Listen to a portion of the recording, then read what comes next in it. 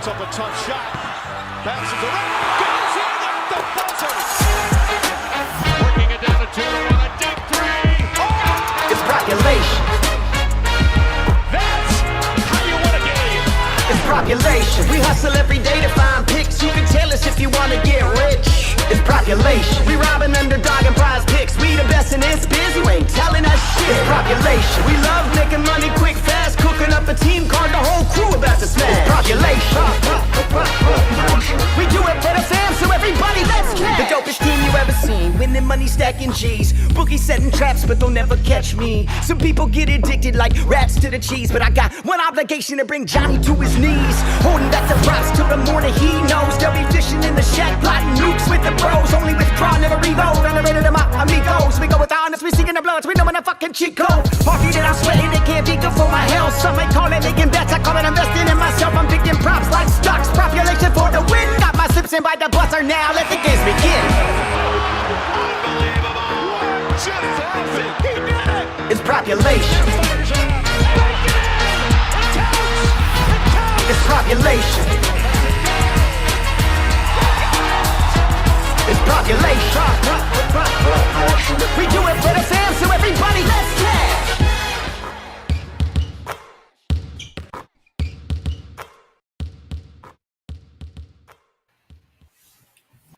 Yeah. Yo, what is up, YouTube? Underrated? My dude. Hey, Big Prop Science. What's up, bro? How you doing? Wonderful, wonderful. We won all day long. For a 4-game slate? Yeah, man. Murder. Wasn't bad. Murder. Great night. I was very skeptical, and last night in that stream, man, I don't know about you, I was on the struggle bus. I was tired. Oh yeah. Super tired. Hey, that's what the team's here for, right? Hey, Team Stream. Shout out to Team Stream, man. That's why we work together. That's why we're called Propulation. There it is. We're a group here. Hey, it cash. There we go. Let's keep it going. Let's make it a tradition. What else you got? So if you're not part of our Discord, this is what we recently started this. We used to use like a Google sheet, but it can be a hassle if you're using a phone and you want to check what we're targeting. We're starting to like update this live and within the Discord, our target, and breaking it up into separate tiers. But we want 12 and 15, 80% hit rate. Not bad for a 4-game slate. Not bad at all. Did amazing. Just they got blown out in the second half, and I think as we're nearing the end of the season, we just gotta stay away on teams on back to backs. And with that said, we got quite a few teams on a back to back. It's pretty much almost every team plays tomorrow. But we'll get into that.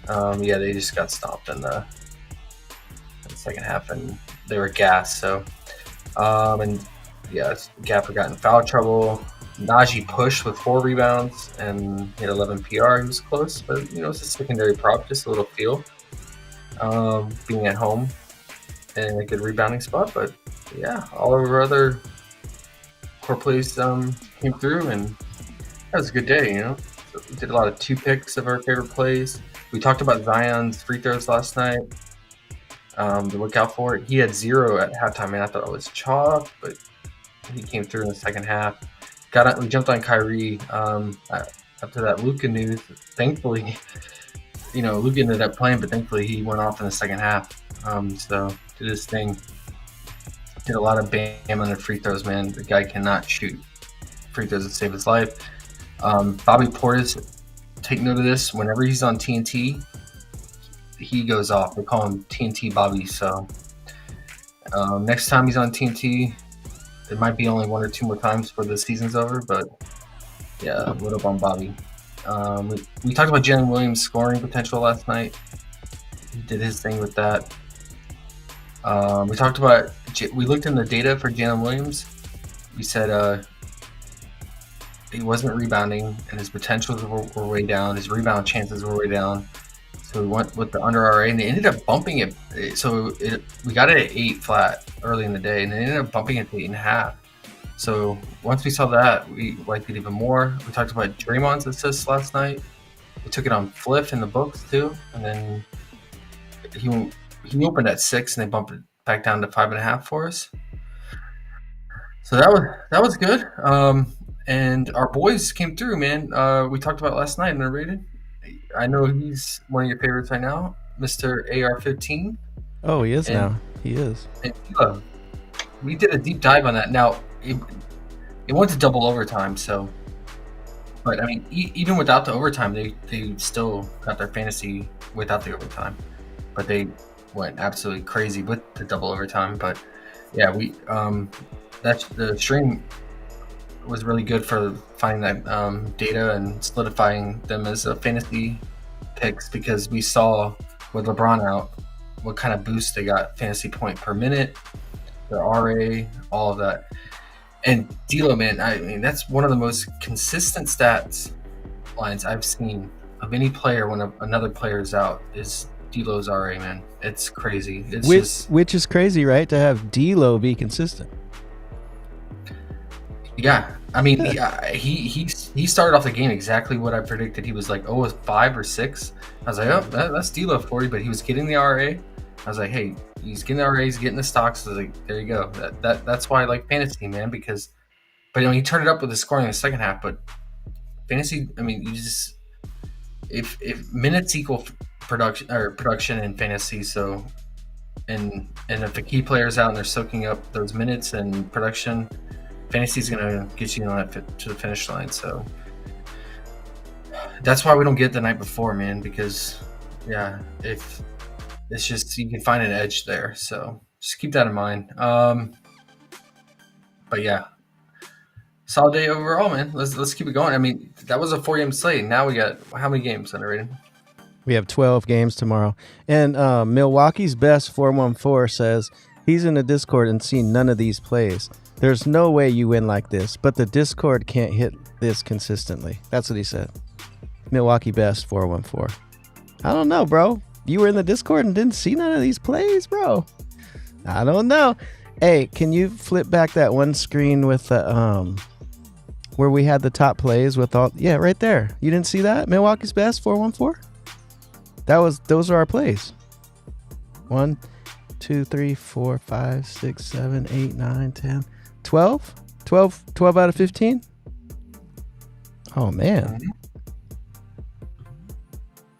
And yeah, I mean, I think there was one card that had Herb Jones assist. I mentioned it within the chat. I said I have a really good feeling on it. A gut feel is kind of a late feel on it, because I knew he was just going to get more minutes because they need him defensively on SGA, and I mentioned it within the chat.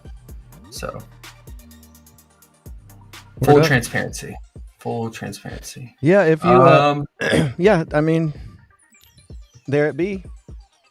Just yeah, if you join the Discord, Andre Smith says, how do I join? It's in the description. If you just click on that, it'll take you to the Discord. Oh, it does. He says links expired. Okay, well, we'll fix that. I'll put that in the comments right now. Actually, how it expires. Like, yeah, it's weird. Hey, yeah, I'll fix that for you. Appreciate it.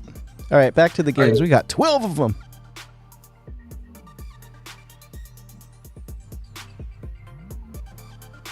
But the Discord can't hit this consistently. I mean, our Discord had a great night, man. What did Sean do? Like, bought himself a car, he said? He went off, man. Our Discord, we had a great night. Why would I don't understand why it says, but the Discord can't hit this consistent. Like, why? I don't understand. How do you know? What do you mean? I mean, no one can hit this consistently. Did you see 12 out of 15? That cannot be consistent. That's insane. Anyways, 12 games. Yeah. Let's get into it, guys. Let's do it, man. Let me see how many. Oh, look at this. Yeah, they're gonna drop it as we go to the stream tonight. They're gonna be dropping more and more. But I guess we'll start with the Brooklyn, Washington.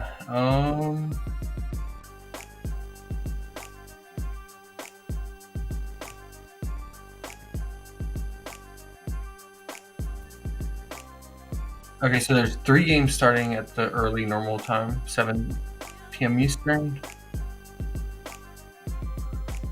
All right. What's the status on Cam Thomas? Like, why was he out last game? I forget. It says game time decision back, questionable for tomorrow. It says risk missing his second game in a row. Okay. Anybody else for? And then Cam Johnson's Cam Johnson's out. Dennis Smith's out. And of course Ben Simmons is out, but okay, and then Washington, man, they've been a carousel with being in tank mode on who's in and out.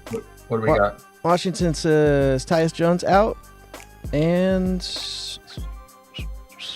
it looks like everyone else is in. Kuzma's in. Oh, Kuzma's back. He's not back? on their. Yeah, they're not on the injury report. All right. So you should be good. I'm gonna grab that new Discord link and put it in there. But okay, go ahead, sir. All right. Let's start with the Brooklyn side. Let's do an if and approach here. If Cam Thomas is out, then we'll do this. If he's in, then we'll not do this. But yeah, let's look at it. I want to look at. So we got that Cam Thomas news pretty late in the day last, like 2 days ago, and immediately we were like, jump on Schroeder for his assists in fantasy. But I want to look at his potentials and usage here when Cam was out.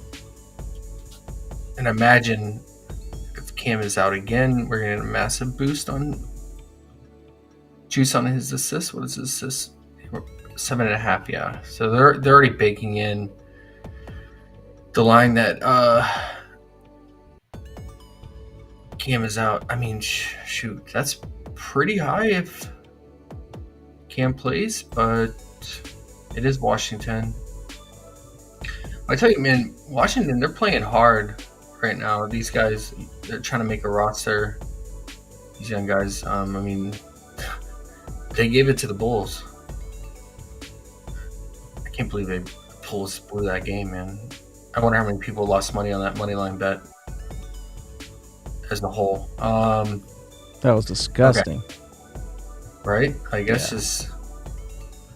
But you know, when you get towards the dog days of NBA, towards the end, when you get teams trying to give these younger guys more run and things like that, like these guys play hard, and when they play hard, they're actually playing defense and they care. So it's something to really think about. Like you might say, oh, it's an easy matchup. This guy's out, but you got these hungry guys stepping in and filling their shoes. So potential assists, that's what I was looking for. Okay, and Andre, if you're still here, I fixed the link for the Discord, so it should be good now. Thanks for telling us that, Andre. Appreciate it.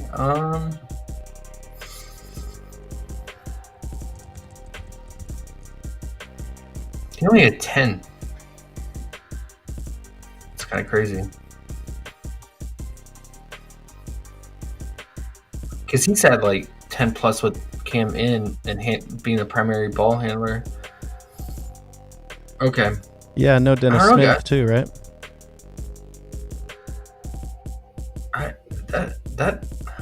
What do we have his RA? That RA, man, I don't know. It feels the RA or assist under kind of. If you want to roll the dice and hope Cam Thomas, I need to read the actual report, get a better idea, but I mean, you can ask for a better spot besides, I mean, obviously Washington, but like against Toronto, assist spot, and he only had 10 potentials. And then if Cam Thomas is back, whew. Let's look lately with him playing alongside Cam Thomas, like what his potentials have been.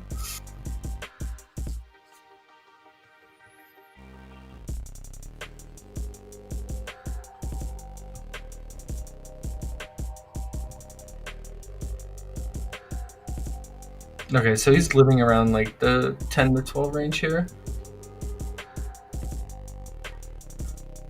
But the thing is the usage rate. We can't play, so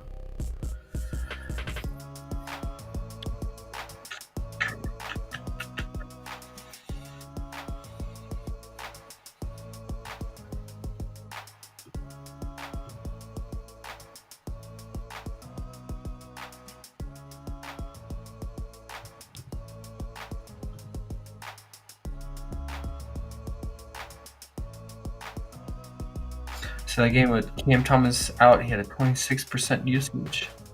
And then it goes down to about 20, it looks like. Let's see the other games. 13.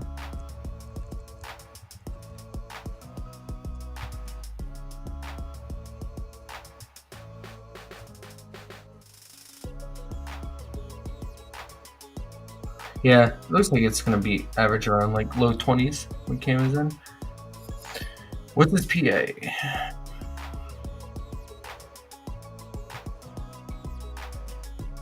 24.5. Let's see if any of these lines potentially move.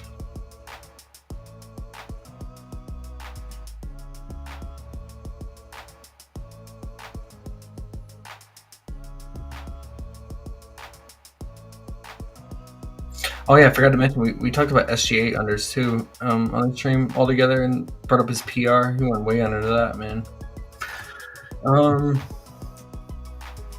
Yeah, he did. I keep forgetting to do the over taco under normal play. Normal. I say it, I'm going to do it every Tuesday, and I keep forgetting. Mm-hmm. All right, just price shopping. I mean, it looks like FanDuel has him at 23.5 PA, only minus 125 on the over, and then some slight juice on the under on the other sites at 24.5. It's got a good chance to bump down. I want to see what the juice opens up on its assists here.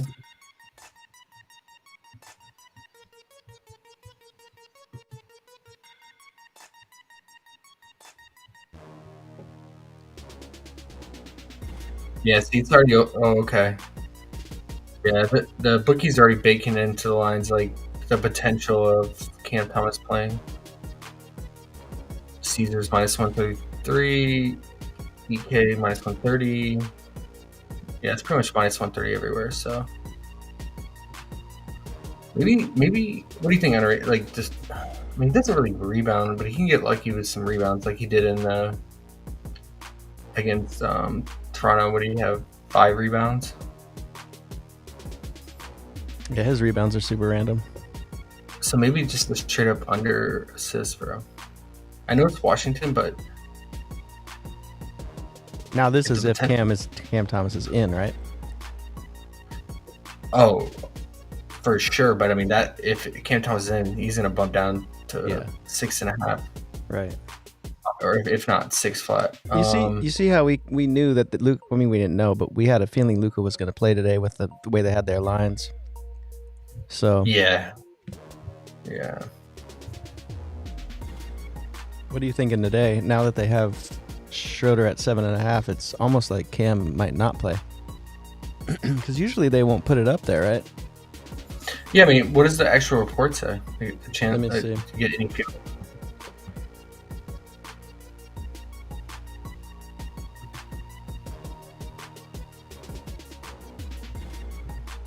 It says, questionable for Wednesday's game, risk of missing his second consecutive game due to back soreness.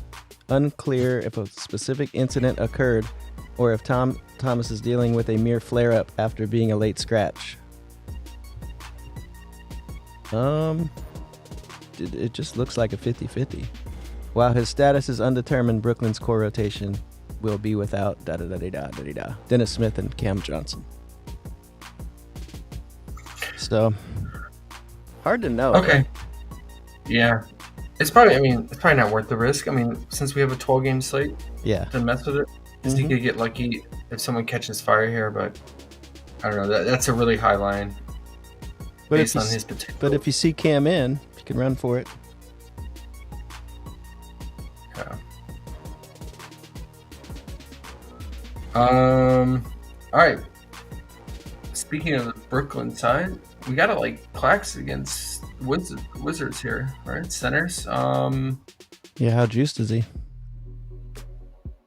It's normal line, 25.5 PRA.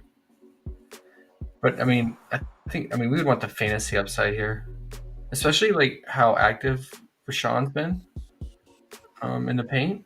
He definitely racked up some stocks. So let's just look at with Rashawn Holmes starting still and Bagley come off the bench, like what the fantasy outputs look like.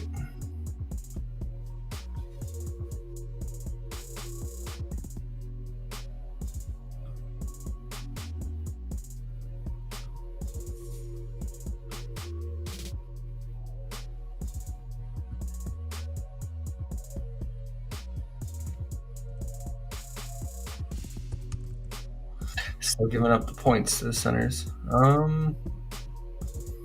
In this one, we kind of just go for the number, depending on first and second, or first and full game, first half and full game, because it's Washington, right? Yeah, with Clax, I mean, this spread, I didn't even look at the spread. It's got to be tight, right? 2, 3? What is it? 3.5, yeah. Mm-hmm. I go full game, man, because Claxton is just like Duran, like he could pick up early foul trouble, lose out on minutes in the first half, and just screw you. There's no reason to play the first half versus the full game here. Okay. You got two teams that have nothing to play for. Sure. So, I mean, his line, I guess it's probably going to be 35.5 fantasy. Did you realize that the lines we wrote down that you were thinking when you looked up Austin Reeves and D'Lo last night, they were so much higher than what PrizePicks really put on the board? Yeah, Isn't that funny? Fucked up, bro. Yeah. And that's why I jumped on them. I love them.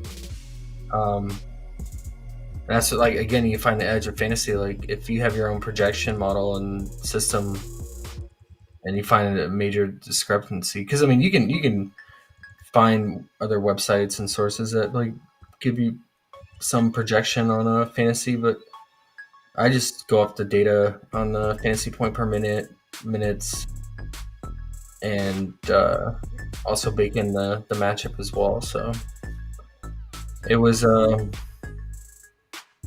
way lower. Yeah. What did we say for Austin Reeves? I know D'Lo we said 39.5. And it 37 flat. Let me hold on 1 second. We had for D'Lo we had 38.5. For Reeves we had 36.5. And yeah, Reeves opened up at 32.5, and then he bumped up to 33 flat. So yeah. Okay. So, what do you want to put for Clax? I think they'll probably put his fantasy at 35.5. All right. And let's look at how he did this season versus them. But the Wizards, they're a different team right now with Rashawn Holmes at center, so got to take it somewhat with a grain of salt. But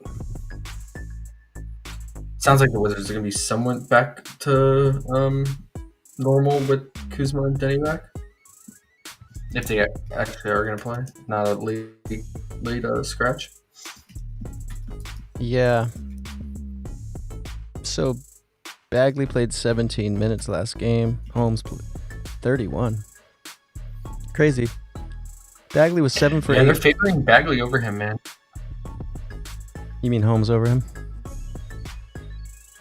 Or yeah, sorry, Holmes. Yeah. Yeah. I don't like it.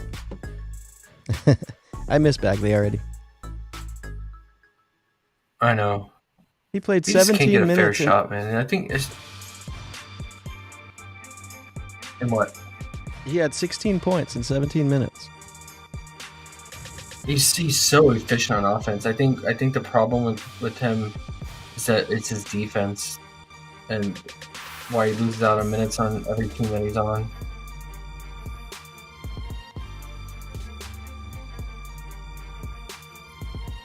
Yeah, I love me some bag alert.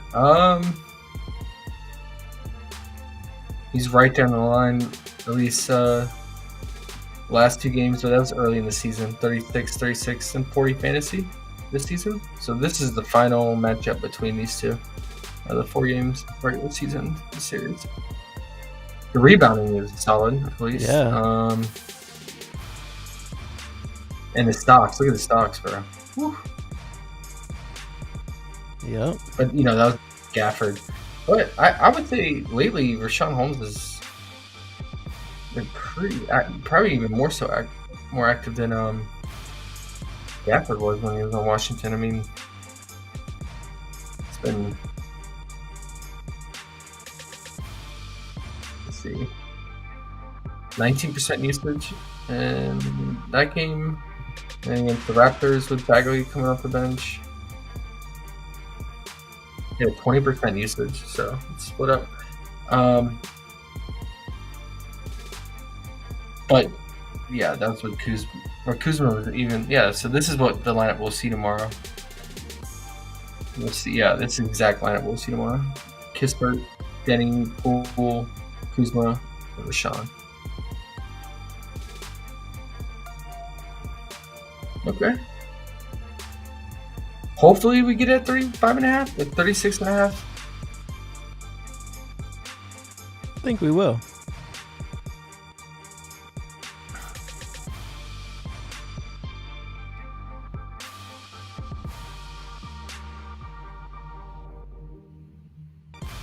And yeah, Rashawn Holmes gave Vooch the biz in the first half, didn't he? I think he had like a double-double in the first half. I might be wrong, but Fucking Vooch, bro. he's so... It's weird how inconsistent he is. He's balls sometimes. He shot 5 times the whole game.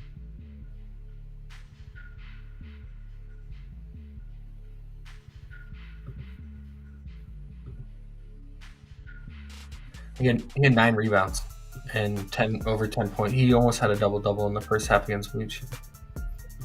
Well, Vooch actually, Vooch, he was playing so bad, he didn't come back in until like the 4-minute mark of the second quarter. He only played 13 minutes. Drummond went crazy. Did we ever get Drummond props? You know, you know what it is around lock. I have a lot going on at work in the next league, so I always miss out on those props that I say to look out for. Those bench guys. Yeah, we need to try to remember those somehow. Yeah, Drummond went off like I thought. Hell yeah, he had 12 rebounds in 19 minutes, and he almost had a double-double in the first half. So yeah, I mean, again, like Rashawn Holmes and Bagley are scoring centers. Like they're not defenders, and they give it up on the glass. So it's a good spot for Clax, man. It's just it's even better if Cam Thomas is out, because then we don't have to worry about him black holing.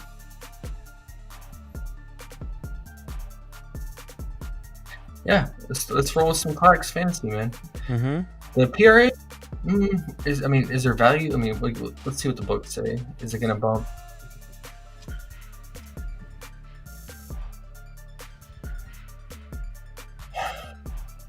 Great, even money lines right now.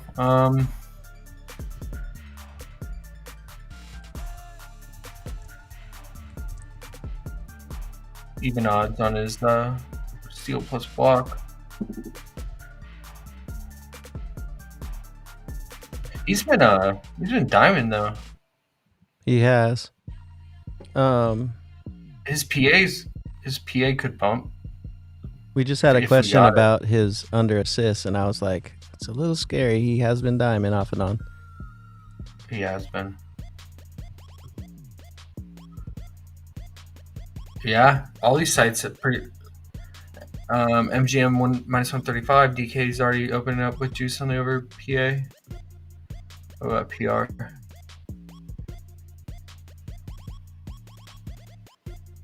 Even money line so far.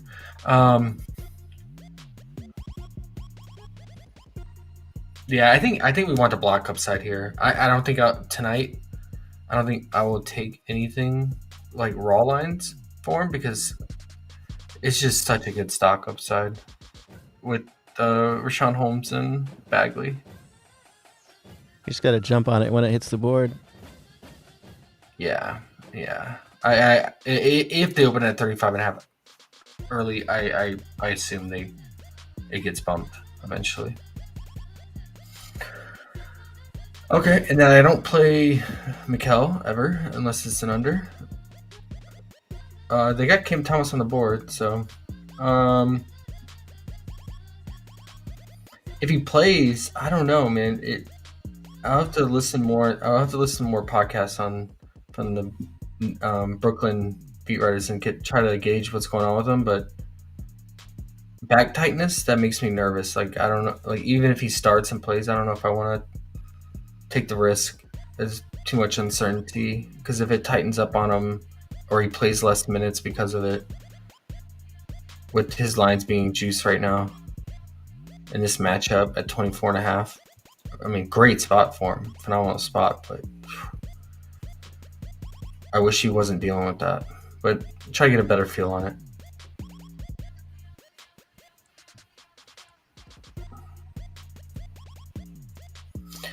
Kispert, he's just been doing his thing, man. He's shooting so good and efficiently from 3. Let's look at Brooklyn's 3-point defense lately. Although, I mean, Kuzma's back and Denny, so, but he still gets it done with the men.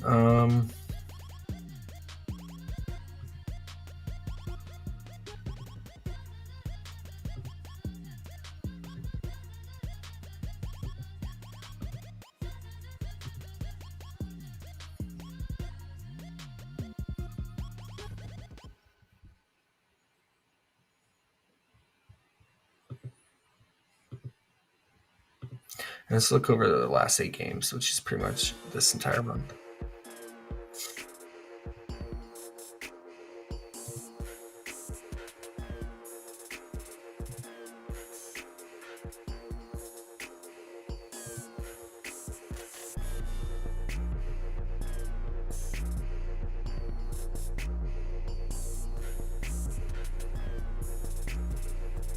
They're top 5 in at least in opponent 3-point percentage.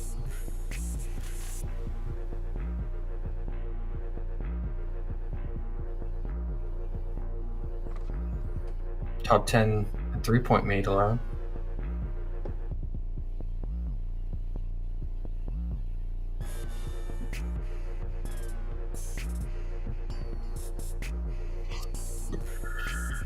Do we have a 3-point prop for him?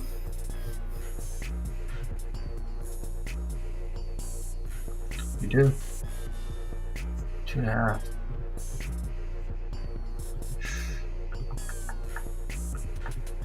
I normally don't take 3-point props, but I mean, that's the majority of his shot volume.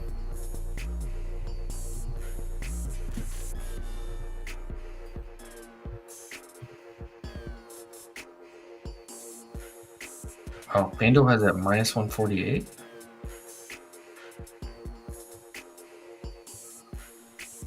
And then DraftKings has a standard minus 130 juice. A lot of juice coming in on his threes right now. So if you believe in Kispert in this matchup, I would, and you want to take it, I'll take it now, because that's going to get taken down. How do you feel about underrated? You believe? I don't really honestly like threes. I don't like taking 3-point props. I mean, it's probably a good spot though. I just don't like to put money on a dude being on hitting threes, and for the most part. But it is a good spot if you do want to fuck with threes. Yeah. I mean, what was his usage rate last game? 24%. I mean, this matchup against the Bulls was like, you couldn't ask for a better matchup besides playing like the Pelicans, the Lakers, the Suns here. I mean, the Jazz right now allow the most catch and shoot threes, but the Bulls are like, I think, right behind them on catch and shoot 3-point percentage. So this was like the prime spot for him. We talked about that. And no Kuzma, and he still Kispurted himself out. Yeah, he's just annoying. I see with Kuzma in, his usage goes down to 17% from 24%. It's a pretty big drop off. But I will say his 3-point percentage has been really solid in this season. You got a question you might want to look at? All right, what we got? What we got? The last one on there. Hey, what's up? What's up, Sean? Sean Drake, bought yourself a new car? Singer said class numbers this. Oh yeah, you mentioned that. I don't know. Is it 2.5? Not trying to spam props at all. Hey, y'all, is it? Oh no, don't hold back, man. You got ideas, throw them out. Wizards give up the most rebounds to opposing teams, right? So we think about Finney Smith rebounds, open with low cheats on the over team. We can look at we'll look at his rebound chances. I think his rebounding definitely benefits if Cam is out, Cam Thomas, and we'll look at this. I'm pretty sure Cam Thomas got a lot of deferred rebounds. That's why he was getting averaging like close to 5 rebounds a game. Wait, what in the hell? Kispert had 12 rebounds against the Bulls.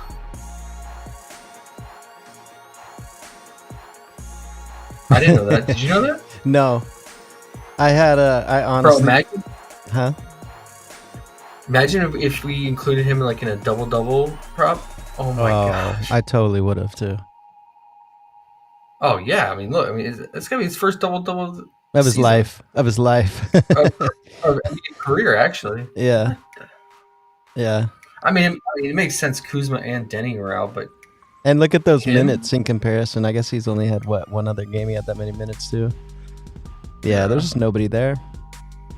Hey, shout out to him though. He was probably a big reason why Poole didn't get his PRA.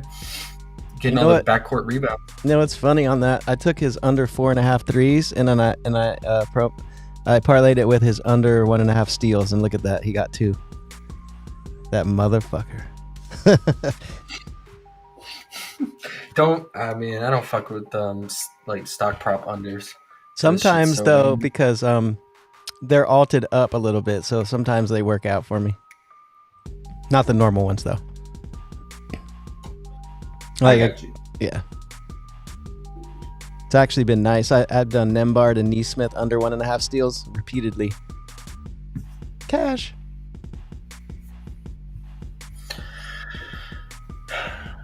I like it. I mean, man, so this game he actually didn't shoot efficient from 3, but his shot volume was way up because Kuzma and Denny were out. Took 10 threes, but he shot 30%. But normally it looks like when they're somewhat healthy, he's averaging about 5 to 6 3-point attempts. But I mean, like, he has games where he's super efficient. I mean, almost 67%, 57%, 50%, 43, 70, 50. But he definitely has games where he's off, man. So typical 3-point shooter. I don't know. Not on a 12 gamer. Yeah. Let's go to Sager's rebound question.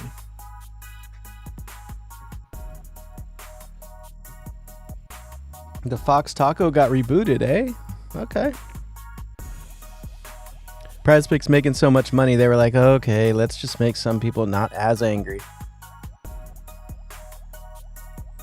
Wait, which taco?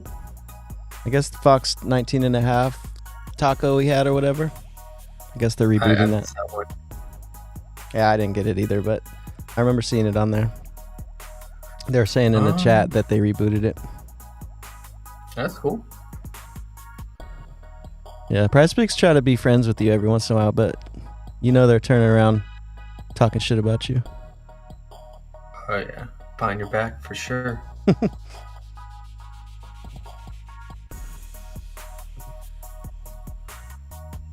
What? No data available. Come on. I wanted to see his rebound chances with Cam Thomas out.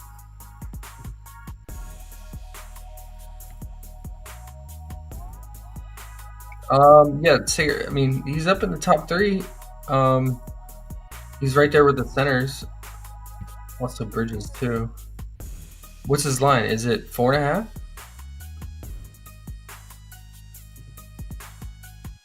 Yeah, see, Cam Thomas is getting his rebound. He's got, him and Cam Johnson are leading in deferred rebound chances.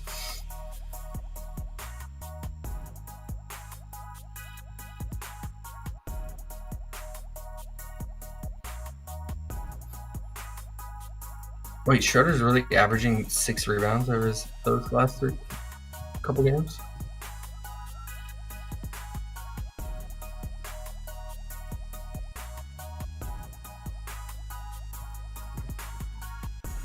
Yeah. I guess it depends on the line.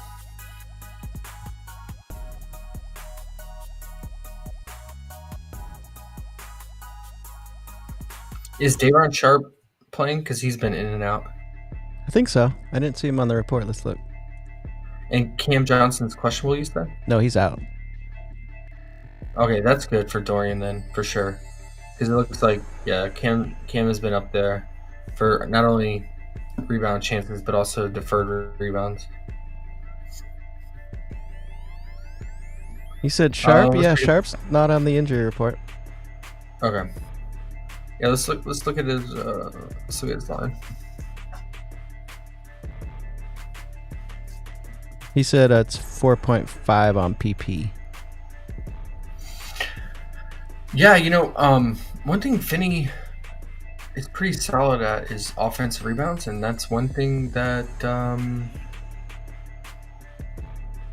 Wizards have struggled all season with, even with Denny and Kuzma in the front court. We'll double check that, see what they've been like lately. I'm pretty sure on the season they've been, if not top 2, top 3. Number 1 on the season by a lot. So I'm sorting this by opponent offensive rebound allowed. And let's take it to this current roster configuration. Let's take it to the last 5 games.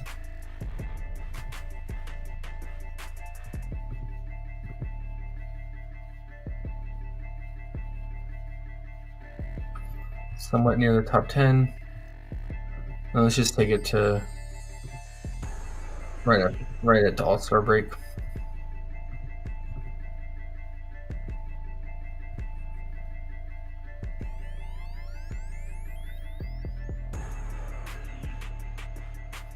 Okay. Oh yeah, I have it backwards. I'm looking at the Wizards. Yeah, Wizards top 4. They're number 1 on the season. Both these teams struggle on the glass.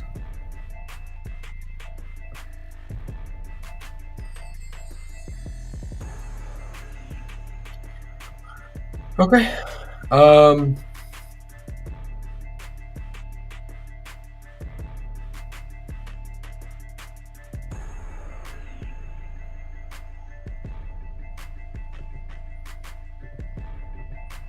I mean, it's solid value right now.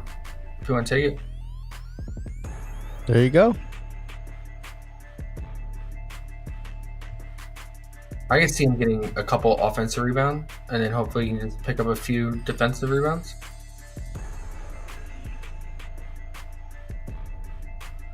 Let's look at their last matchup. Because they have played each other 3 times. Let's see if Finney was in the most recent matchup.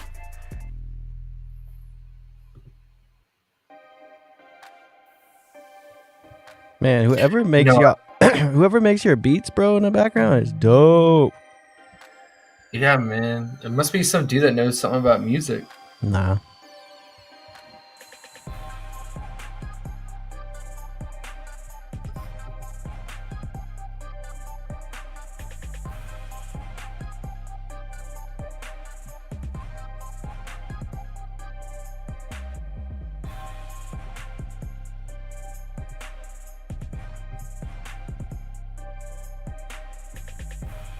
Too bad it pays like 1/10 of what PrizePicks pays.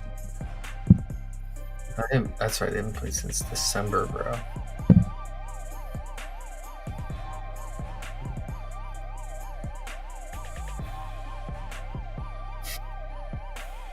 Look at that. Yeah, and this is obviously way different teams because Gaffer was in there, but exactly what I was saying about Finney, man. He's really good with offensive glass. He had 5 offensive rebounds, 2 defensive. Wow.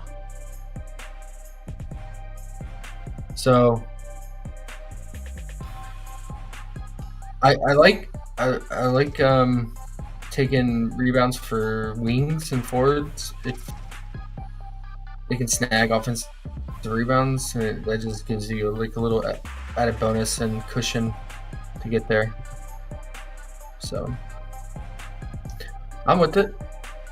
Nice find there, Sager. And how have his minutes been with Cam Johnson out? Has it gone up or is it the same? Okay, 30 minutes.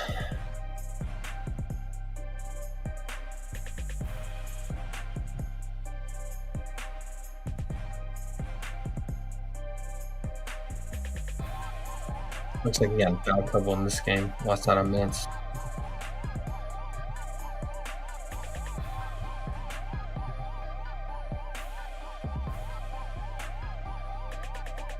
Didn't play in that game. Okay, I mean, I would say, I mean, if you can just stay out of foul trouble and play, 30, 32 minutes. And I mean, I think the game should go the distance here. Makes sense. I think it's a good hedge to Claxton if you want. I don't know if I would play the same cards Claxton, but I mean, maybe if you take that tonight, and then tomorrow morning, because this will be bumped probably by tomorrow with the current juice on it right now, knowing how PrizePicks is, it'll be juiced to 5 flat, and then instead tomorrow morning, just take Claxton's fantasy.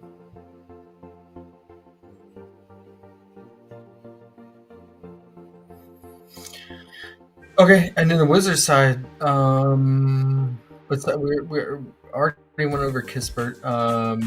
With these guys back, do we think Rashawn Holmes keeps up scoring? I think Clarks can hold it down, man, near the basket at times when he's not fouling. And then with all his guys back, it's gonna really hurt Holmes. So I think he was really taking advantage when because Kuzma's been in and out of games. I mean, Kuzma's gonna soak up so much usage, and Jenny as well.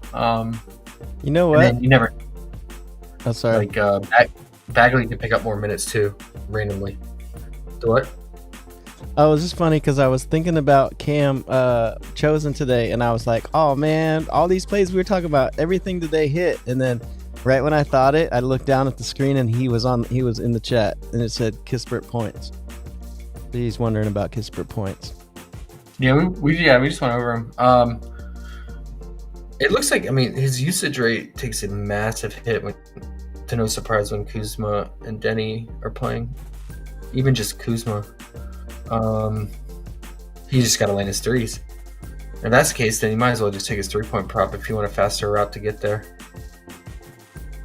So, in terms of value right now, it seems like his 3-point prop is the best value because, I mean, it's already at like minus 150 on some sites, and I don't know where his points are at. Wow, that's crazy. Minus 150 and it's sitting there? Yeah, that'll be gone soon. Yeah, I'm pretty sure, right? I don't know. Was it Bet Rivers? Let's see. How many of the positive EV lovers are taking that right now? All of them. Oh my gosh. Kispert threes! Kispert threes! Okay, just throw in Kispert threes, and then, okay, and then... Oh, God. No, FanDuel. No, it was FanDuel. Not even... Yeah, minus 148.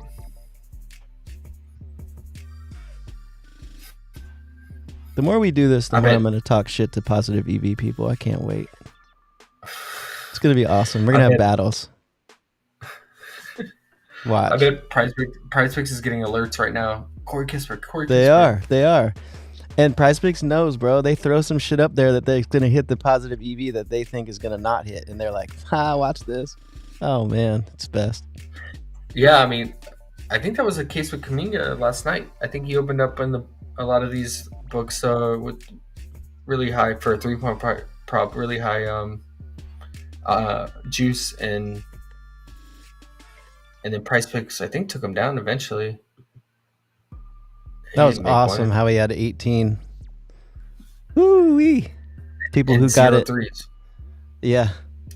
I would never take that, man. He's not good. Even against Miami, the best. Guess what I took today? You'll love it. Sabonis under a half a 3. Love it. Hey, he stayed on the points again today, didn't he? I think so. Piece of shit. Yeah. So you like Sabonis?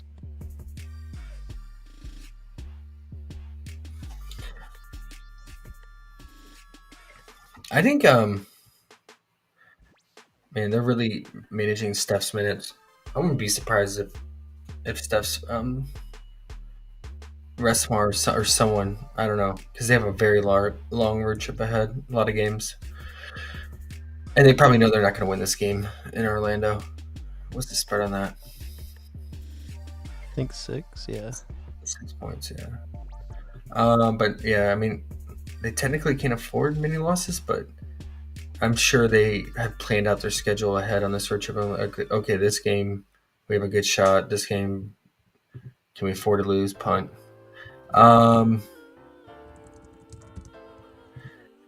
with Kuzma and Denny back, I'm gonna probably stay away because I don't know. I mean, Kuzma could do his thing. He might come out hungry since he's been sitting out. Might do his thing in the first half, but it's Kuzma. All these guys are going to take a massive hit on usage. Pool's bumped down though, huh? From last, obviously he's not 31.5 PRA. No, 24.5. Yeah. Oh well. Yeah. We got him once. I'll take it. Yeah, I'm good, man. I'll take it. He did have 10 points in the first quarter and was trying to scare us. But That's Pool for you.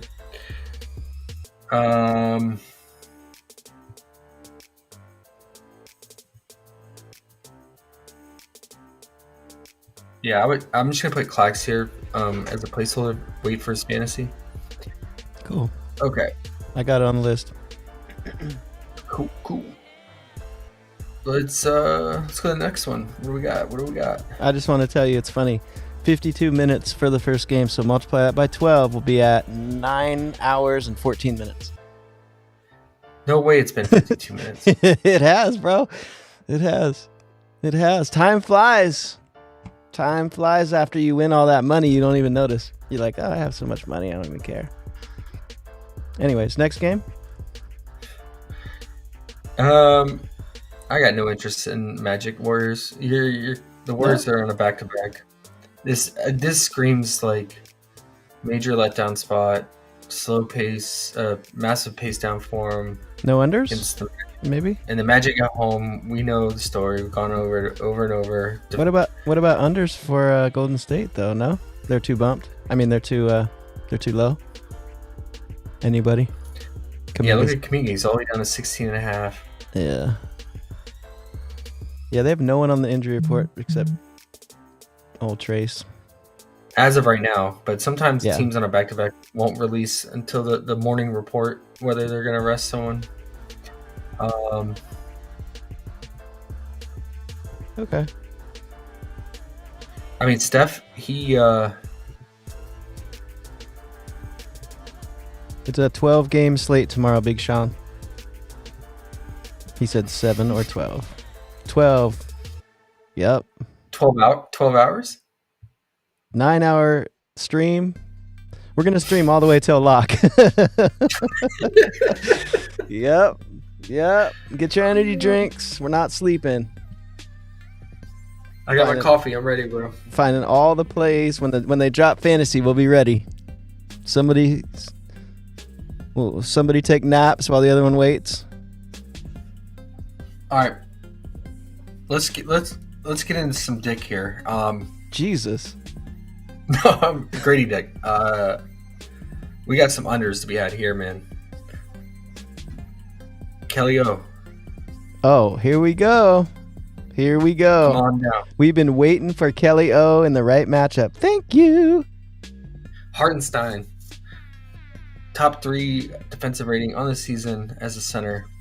He holds it down. Now, the problem is whenever he checks out and Precious comes in, Precious is horrible defensively. Oh, shit. J-Nug's here.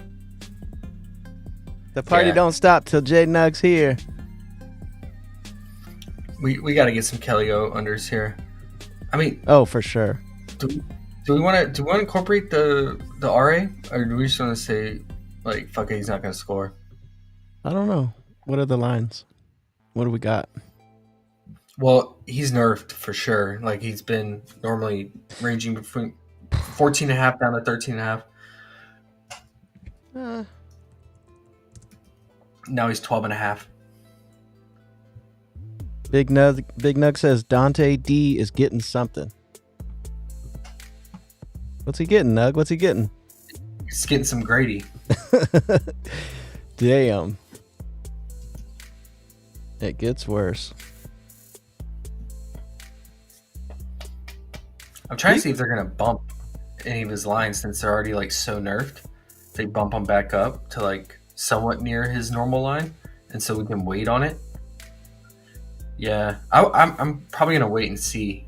I want to see what the public does. If the public sees that his line's this low and they click the over, then maybe they bump it up a little bit, even if it's by like 0.5. So is this the third game? Did you jump to the third game, or you just saw Kelly O and got happy? I just jumped to the Knicks Raptors, which is also disgusting, but It is. But I will say, bro, Kelly O has had 9 and 10 assists past 2. Let me look at Quickly's out again. Dang it. Okay. Same, I guess it's the same old shit. What about his PR then?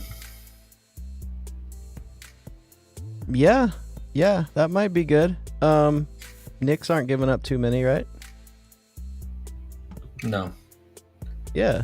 Then that's the one then. Because his assists have been crazy. Let me look at his potentials too. That's good to know. Yeah, 9 and 10. Looks like all the normal guys are out, same as last game. All right, yeah, that's the only line for him that has juice on the under. So What is it? 19 and a half? yeah. Ooh. What's his rebounding been like? I don't know. I was going to say maybe check his rebounding chances, and I'll check his potentials real quick. Okay. Although I already know his... I've not been tracking Kelly O's rebounds, so No. I hate Kelly O. Well, I can't say I hate him, but I don't mind going under. he's just like the most forgettable person in the league. I feel bad for him, kind of. It looks like he's trying. He starts It's on it. Nuggets' favorite. It's Nuggets' favorite player, so we should probably be nice to him. Yeah, because Nuggets here. We'll wait till he leaves. When he signs off, we'll talk again about him. I like when Big Sean says stuff like, watch some classic wrestling matches, drink some tequila, and stomp some mud holes. Big Sean is paid today, bro. Big Sean got paid. Big Sean has been paid the last couple weeks. Big Sean, he probably has like cars like Jay Leno by now. Yeah, man. He needs to go treat yourself, man. Don't Jeez. donate that back to Sean some Drake. crazy. For real, withdraw that, buy something. Put $5 in and bring it back up to 10 grand again.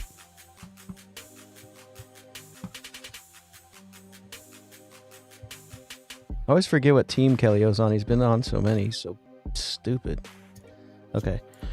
Yeah, man. Yeah. I mean, he's averaging 12 rebound chances and 4.8 rebounds. So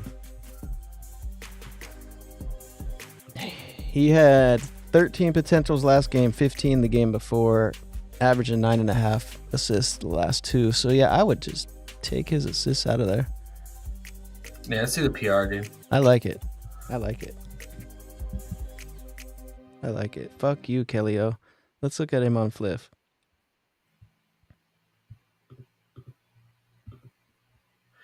And Nugget, do you want some Grady Dick? I always have to remember to say his name, full name now.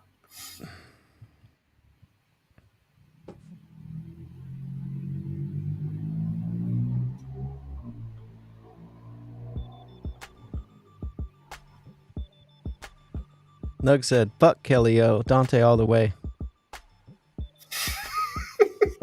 You like Dante, J Nug, that much?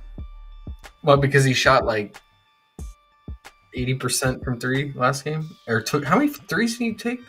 Like 15. I had his under 4.5 threes last game. He ended with 4. I was stoked. Keep missing Dante. That's what I say. I take funny plays, huh? They hit though. They be hitting though. Those plays are fun though. I love them, bro. I love them. They're like extra unders.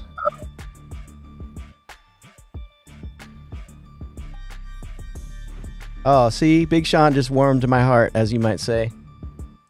Look at his last comment. See, That's awesome. That's awesome. That's what we like hearing.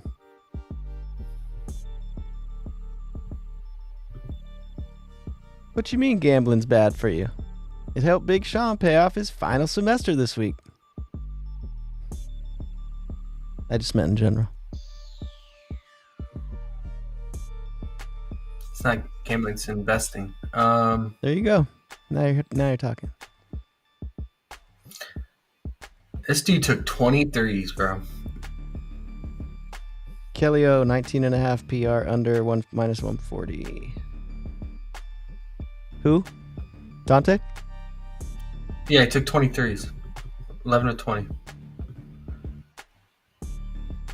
Hey, Nug, and Sean, we go back to our boy, man. We got to ride the Hartenstein train, right? I mean, the centers, oh my gosh, have they been feasting against Toronto. And his size against Kelly O, he should get like 4 offensive rebounds. I would look out for his, if you have access, what site is it that does first half rebounds underrated? Hot Streak. Hot Streak. I would look out for his first half rebounds on Hot Streak. I would maybe consider the 2.5 rebounds first quarter. I mean, he should just get a ton of offensive rebounds here. Nug said, nah, I'm going under on Dante threes, LOL. Oh, see, the bookies, they caught up, man. He's at 3.5 first quarter. He's normally 2.5, so. But his PRA went up by 1.5. Remember, underrated, we talked ourselves off of it last game? The dude cleared it. I don't know if you were watching the game, but he cleared it in the first 6 minutes of the first quarter against the lowly Pistons. Who was that? Hartenstein. Remember that stream? We broke it down. We were looking at it. Yeah. And we were like, we want it at 9.5. And right. we were like, oh, if it's 10 or 10.5, it might be a little bit too high. The dude cleared it in the first 6 minutes. Damn. That was a weird one. I had a weird feeling about that one, and he just laughed at us. Okay. He did. It works. I don't mind it, though. I like passing. Win or lose, feels good. I know. But I mean, like, this is an even better matchup than the Pistons, because we talked about Wiseman being a terrible defender. But this matchup is even better because the rebounding is better. So, for his PRA.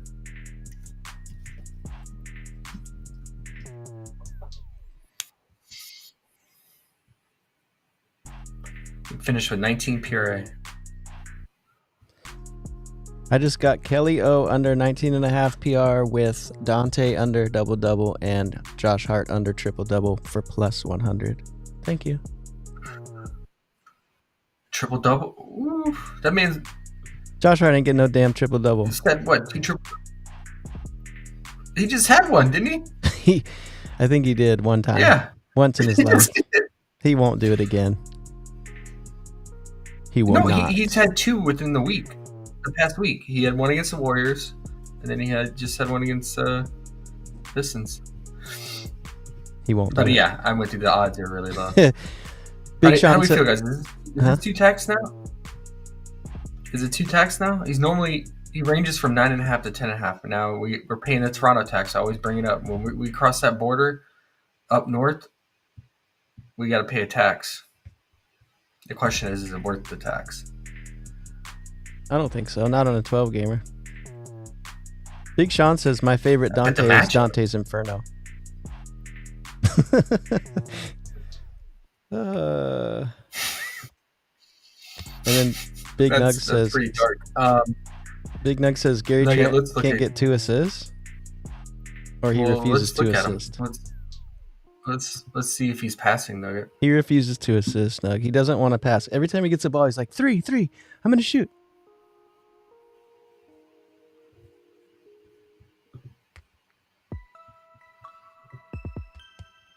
Now with Kelly O getting, 10 assists? Yeah. That's insane.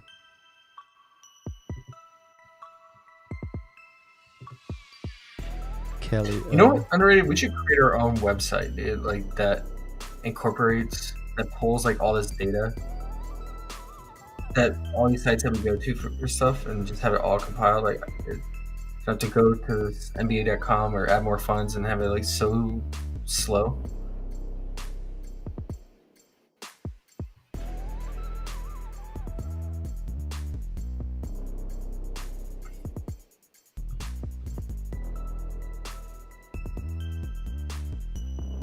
Nugget, he had 2 potentials, so no, he's not passing. Go under that 1.5, Nug. Just kidding.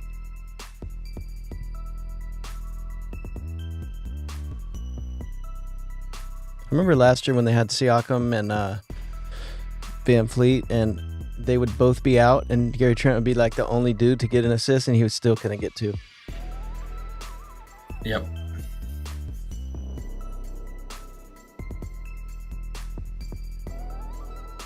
Hey, shout out to the background or cover boys today. We got 2 cover boys, Austin Reeves and D'Lo. They came through.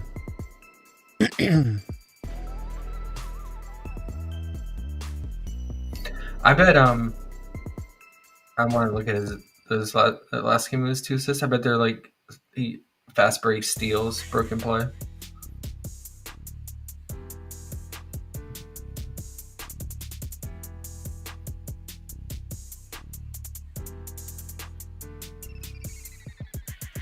I went 3 out of 3 on my Fliff plays today. Yep, look, nice. fast break. Nice, dude. Who's that? Did you get that Steph 4.5 assists plus money?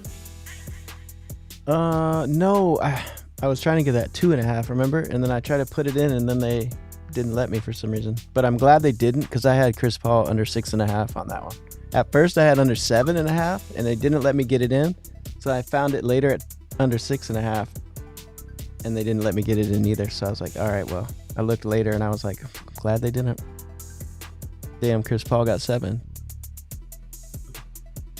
He racked up like 3 in a row when Clay hit like back-to-back threes in that first half, and both of them were from Chris Paul, and then he got like one right after that to someone else, I forget.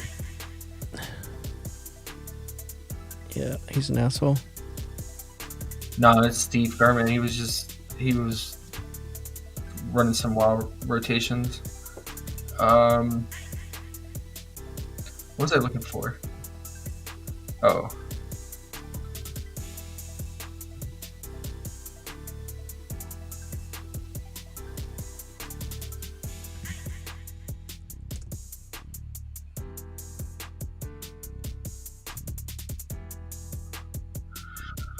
I was checking the first quarter lines on that Raptors game.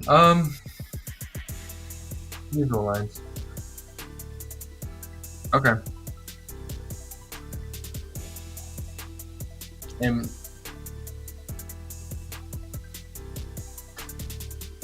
what is Josh Hart's? Oh my gosh, guys. Look at Josh Hart's first half PRA. Toronto plus Josh Hart. Holy Toronto tax. Oh my gosh. Yeah. He's 17, bro. Under 7.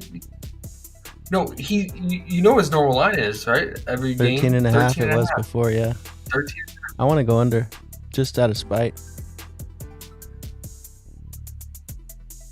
I really actually do. That's crazy. Especially like how he had back-to-back games recently where he had like 4 or 5 to 6 PRA. I think if you look up try hard in the dictionary, Josh Hart's there like, hey.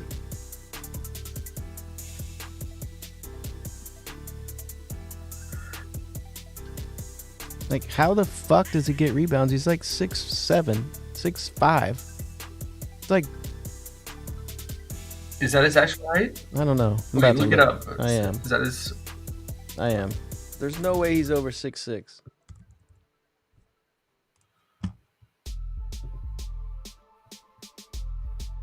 This motherfucker's 6'4", bro. 6'4". He's a shooting guard, averaging 11 rebounds. That's 6'4", 215. Josh Hart. Try hard. Number 1.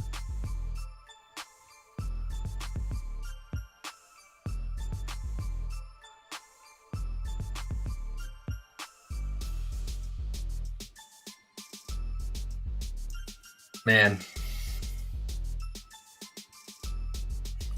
Yeah, Sean, they're going across the border. Toronto, Jurassic Park. They're traveling. But what's the spread? Isn't it better just to take the full game under? If it's super juice? Yeah. It's 13-point spread. Yeah, for sure. What's the What's the PRA? I imagine it's 34.5, 35.5. Oh my god, if it is, I'm going under right now. 33.5. Yeah. If it was 35, if it was just double that first half, I'd take it for sure, but yeah, there's no value in the first half.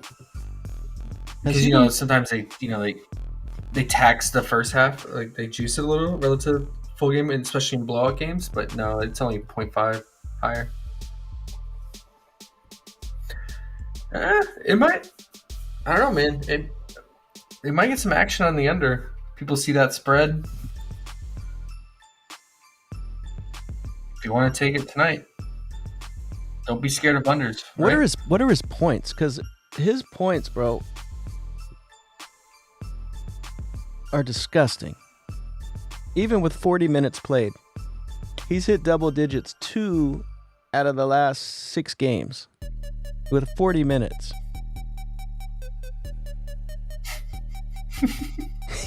Yeah, look at it. Terrible. The stretch of games, though, man. Yeah, but he's not Like gonna right here, the stretch. He went through the stretch. Brunson's gonna be like, "Give me the ball." Was Brunson out? I think Brunson might have been out. Probably, yes.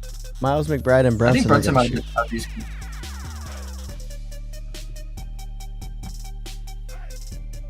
What are his points? Ask Chosen how his under PR went for him last game.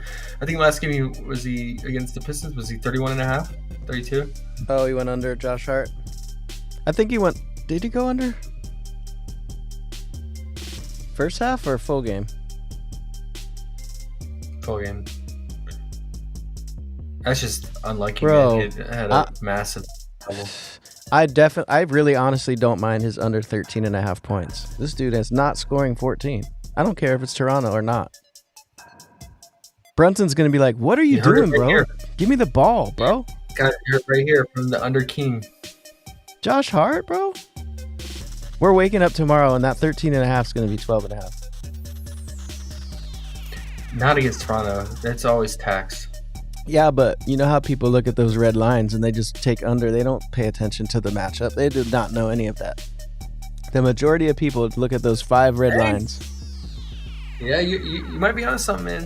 I mean, it looks like the juice is starting to trend that way. What about his first half points even? Maybe they juice that. Don't you want access to the full game for I the do. blowout? I do. But what if it's juiced? I'm sure it's 7. I'm sure it's 7. I'm sure he needs 4 buckets. Yep.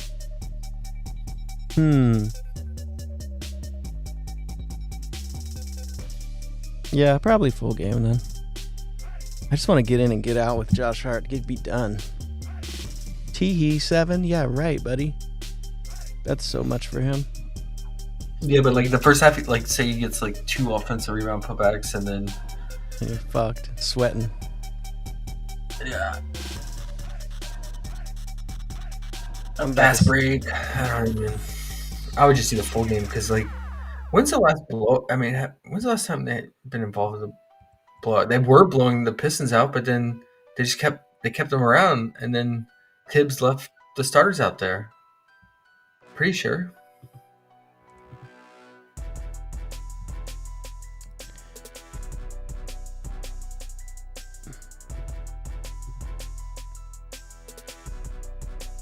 Josh Hart does not want to score. He just wants to rebound and pass. Like this is a down game in minutes for him. He lost out on little over 4 minutes, and he still played 39. Yeah. That's a down game for him towards the minutes. Well, the whole team. Look at the McBride played 43. Actually, you know what? I'm with you on this. Like, is it worth just looking at the first half splits for him? And Maybe. usage? I was about to. But bonus if you're going to. The thing is like I'm pretty sure his first half points have been 6.5. If not, I mean, the lowest probably 5.5. But the 6.5, I mean, you still essentially, I mean, I guess sometimes he hits like a corner three, but it still needs 4 buckets. He's such a good under. Oh my gosh. This dude is not scoring 14.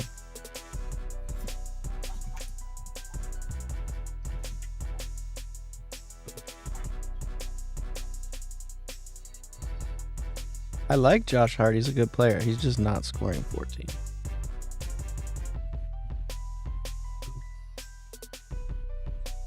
I took it right now on Fliff. Fuck it. What was it? Minus 140? Minus 145? Minus 135. And I added Dante under double and Kellyo under triple double, and I got minus 105.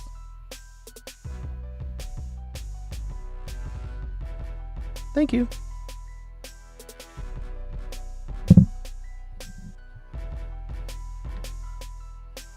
Look at his points. Pre-All-Star versus post-All-Star. Pre-All-Star break, he was averaging about 7.8. His minutes were only 30. Those minutes. I want to know with Brunson in though, his points, bro. I bet you that's so different. I'll stat muse it up. Is your stat muse fucked up still, or are you good now? I got it. What do you want to know? His first half? I want to know his points with Brunson in. Because I'm pretty sure those... 40 or first half? Either one. No, look at first half first. Okay, he had 7 against Detroit. Yeah, okay. But then 2, 6, 5. How did he get 13 with Brunson in against Philly?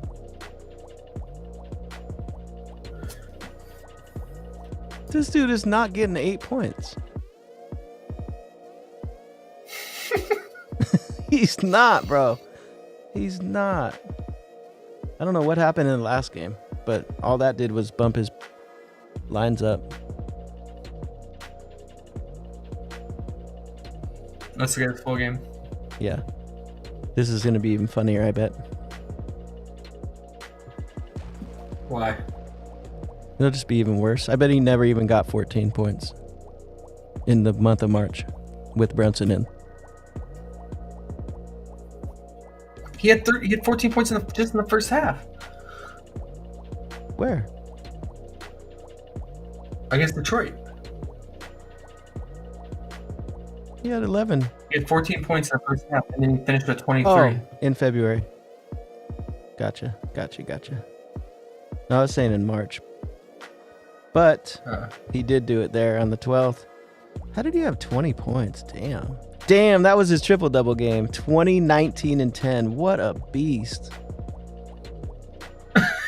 That's crazy. But has never seen 14 again since. Bro, he scored 19 against Orlando. Yeah. Who else was out? Somebody must have been out.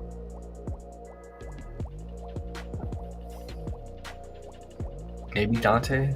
I don't know. You just need him to shoot like this from 3. Essentially, you're betting on him not to make threes, because it seems like whenever he makes threes, he gets that like one or more threes, he gets that point prop. Yeah, it's when he makes multiple threes. I'm gonna do one under first half and one under full game. If he gets lucky and Okay. you know. You heard him. You heard him. Oh, I'm for sure doing it. I'm putting in a 2-pick right now with Kelly O under. I'll do full game first.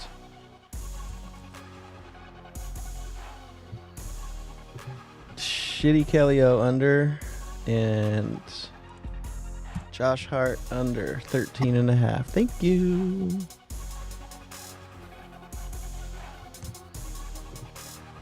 I'm in. Hey, whatever happened to Justin Jackson? It's his birthday coming up. Whatever happened to him? I don't even know who that is. You know, from UNC. I think he was drafted by, I want to say the Kings.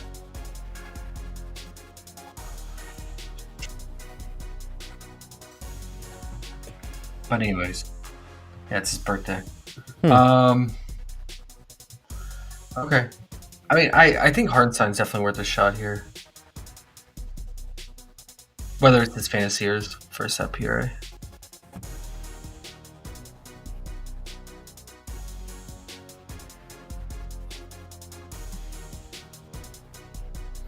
Anything else on my game, guys? I'm gonna run and grab something, but You want me to do can you go Isaiah?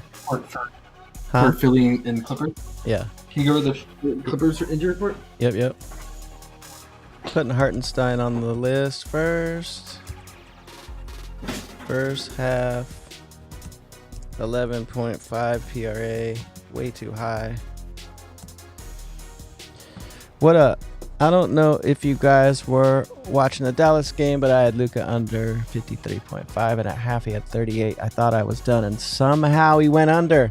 That's the best part about unders, bro. Because sometimes that happens. It happens a lot more than the other way around. Unders are the best. They feel scary, and when you lose, you feel kind of bad, but once you do them enough, bro, you'll realize unders are actually better. Way better. That's how you win. Well, that's a huge way to win, I should say. Try it more.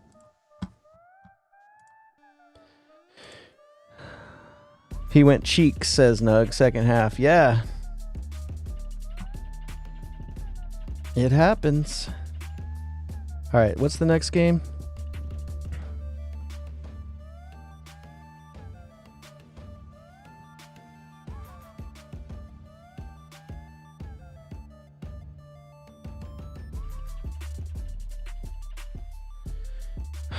What were we looking at here?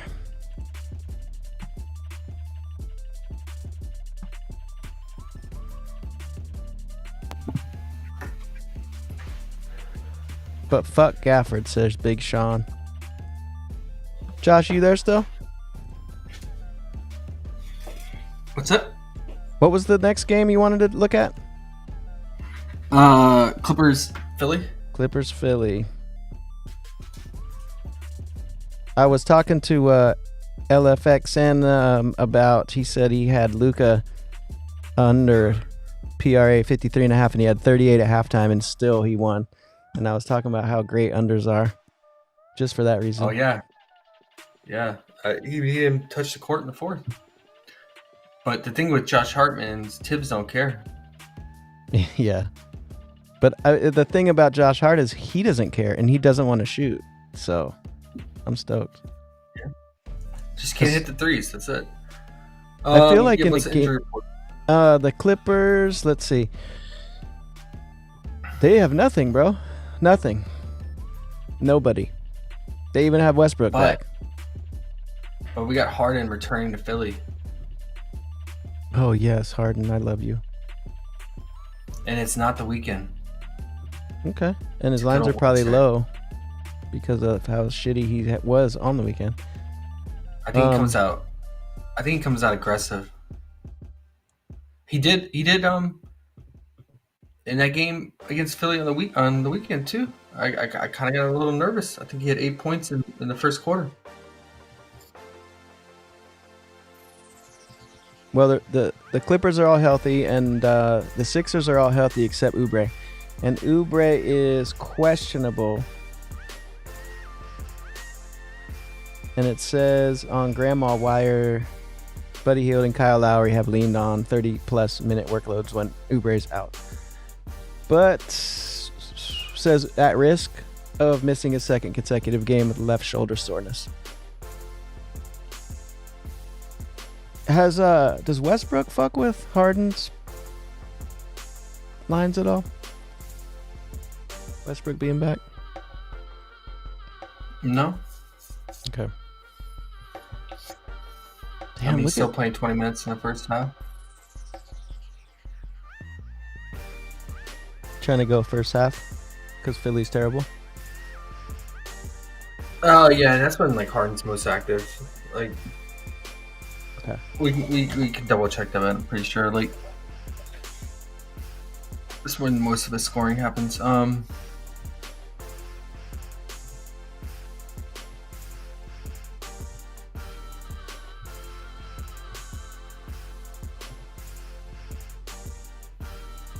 See, he came out hungry.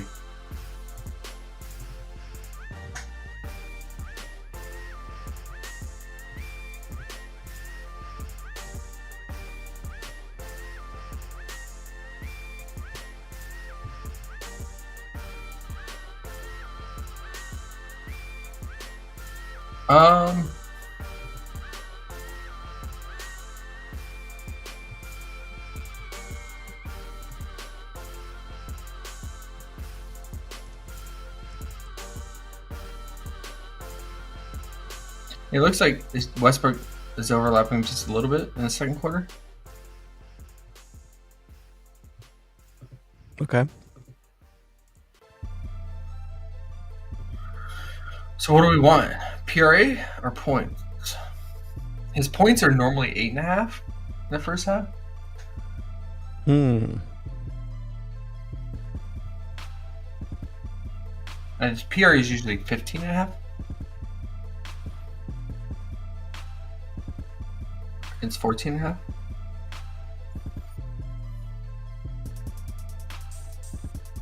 I'm not sure. What's the rebound looking like against Philly?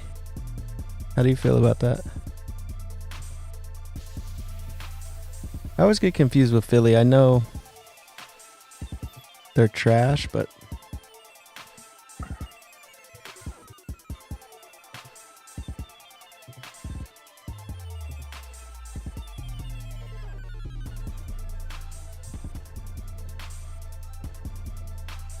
like all these things, like how you're saying, if you could just get to the shit quick, it'd be dope if you could just be like, "Hey Siri, what are," or whoever.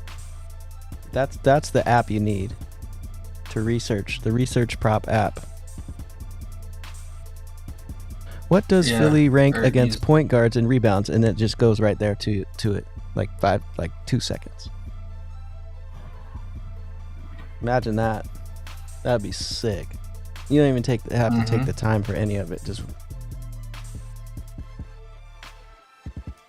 no, for sure. I mean, it looks like, man, pretty much going back to All-Star break. It looks like Philly, man, they've been holding it down on the perimeter against against the backcourt, both shooting guards and point guards in terms of scoring and 3-point shooting. Yeah, for both shooting guards and point guards.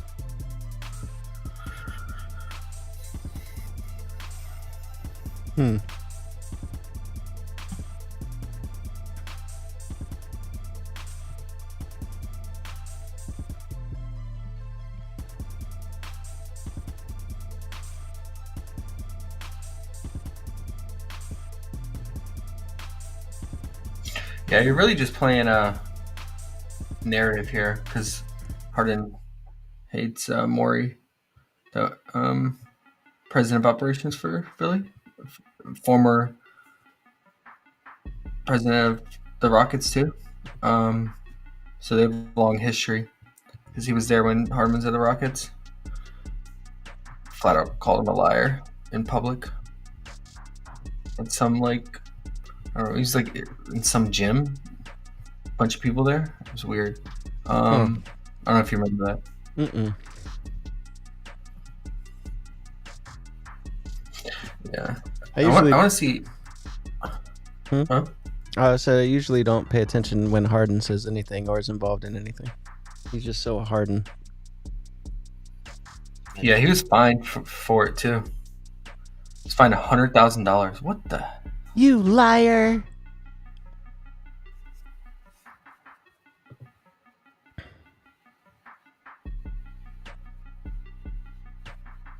I like how they can just make up how much they're gonna fine you for. I think I'm gonna give you $100,000. What the? I'll never be part of this organization that he's a part of. Let me say that again. Daryl Morey is a liar. Harden, no one cares what you say, Harden. You're bunk. Look at your beard, bro.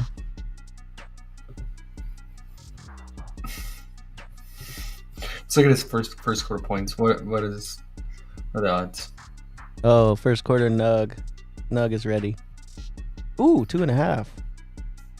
Damn, that's low. Nugget, that's an underdog, man. I take it, dude. Why is that so low? That's pretty crazy. It's just because they're fully healthy with, Paul George and Kawhi. What does he play? 8 minutes in the first? About 7 minutes, 7 to 8 minutes. 2.5 though. That's interesting. Yeah, he played about 8.5 minutes. The last game against. If his first half points are usually 8.5, he said, and they got his first quarter at 2.5. That's crazy.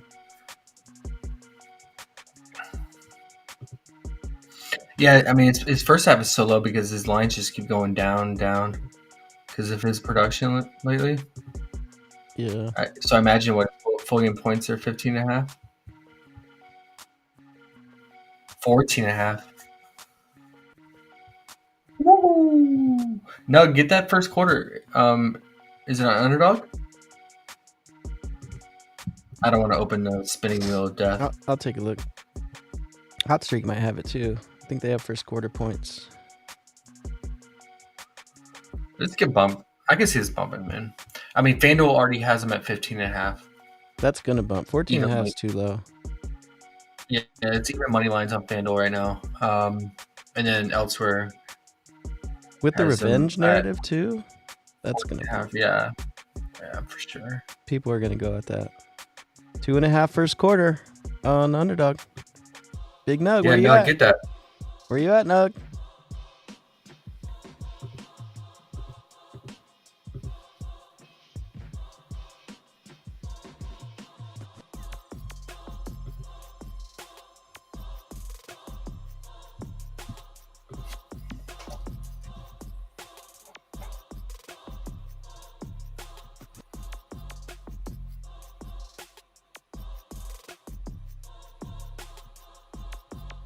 See if Hot Streak has it.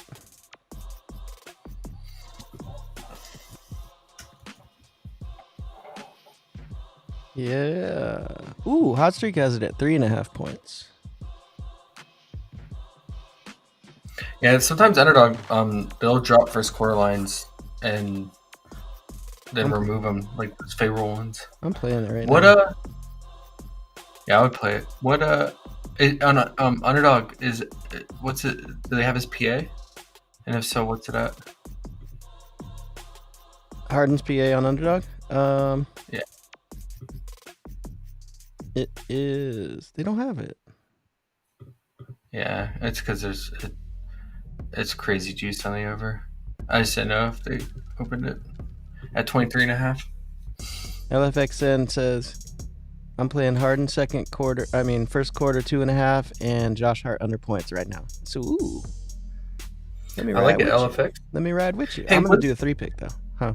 Hey, our homie LFX, was he the one that said, he was basically saying, don't be scared, like, FJ Val, take his under? I think so. There was someone that said that. He's not getting it, Did bro. J-Val get hurt? Does that happen? Or did he was just that bad? I just looked at the points real quick in like the fourth quarter, and he had like 6 points and 1 rebound or something. No, he just doesn't play that many minutes. Oh. All right. That's a nice under then. What do you guys think?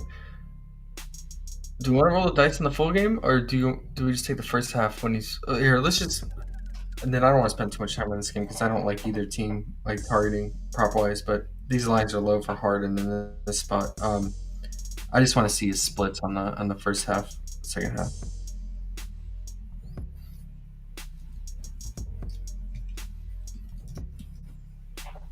Oh my goodness. Josh Hart is at 13.5 rebounds. I did not know that. No shot. Bro, he's at 13.5 rebounds. Is this an error? That's his points. Nah. Underdog, 13.5 rebounds. No, Hold that's on. his points. I'm looking at it right now on Underdog. Maybe it's an error. That's an error then. Let me look on Well, I'll be darned if that's an error. Let's see. I'm looking up Josh Hart. Nah, bro. 13.5 everywhere. FanDuel, all them. Yeah. What the fuck? This dude's 6 foot. Bro, he's 6'4". Yo. I think this might be a record. That's higher than Jokic lines. That's higher. That's Sabonis level. And he's 6'4". Yo, that's crazy. This is probably the highest rebound line ever recorded by a 6'4" player. There's no fucking way. Well, I mean, back in the day, imagine like if PrizePicks was around when Westbrook was going through averaging a triple double. He's not. Westbrook's like 6'6", isn't he? Probably close to the same height. 6'5". I think was Barkley 6'4". No, I think he was 6'6". Yeah, I think it was 6'6". I'm checking Westbrook. There's no way he's 6'4". Dude, this is. Oh, this he is is. crazy. You're right. You're right. Westbrook is 6'4". I stand corrected. Bro, this is crazy. That This is blows crazy. my mind. Yeah. I gotta do the under for. Bro, man. this Like, is what we do. This is what we do. We do the PR under. Oh, they don't have it. Of course. Convenient. Convenient, you mother. Let me look.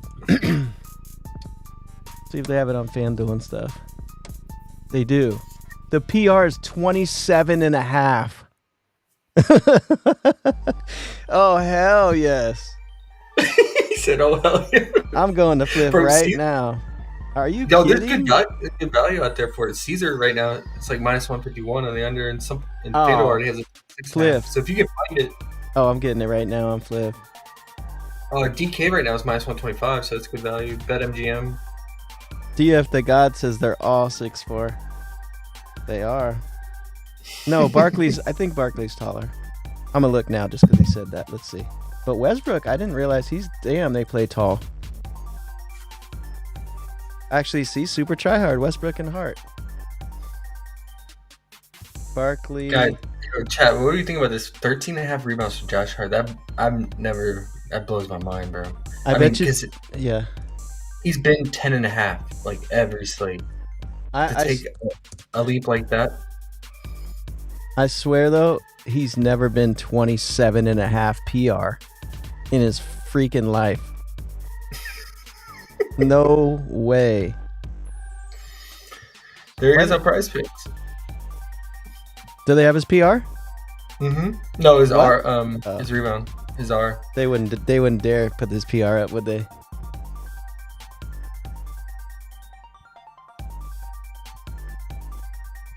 $26.5. Oh, they do have it though. That's not bad. That is not bad. Richard 1099 said, "Yep, he's on PrizePicks." I think the value is better on if you have access to the books, man. Because I mean, you get minus 125 right now on some of the main places at 27.5. What's up, Big Alex? What up, Alex? I wouldn't take that. He should get rebounds.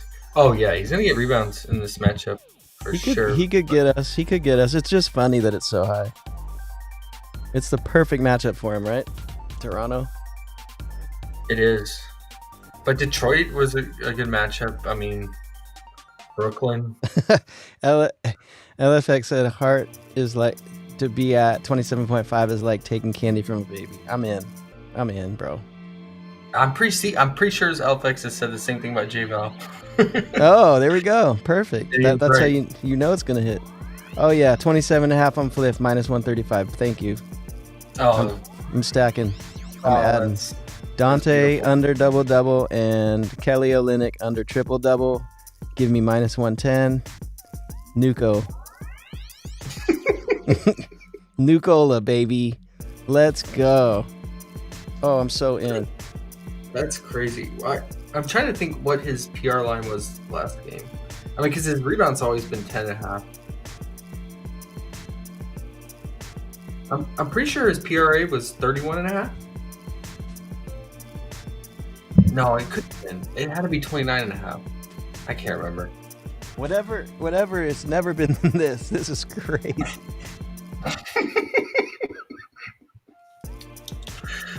I love it. There's no possible way it's going to be here in the morning. This is going to be like 25 tomorrow. It already got bumped down. What do you mean?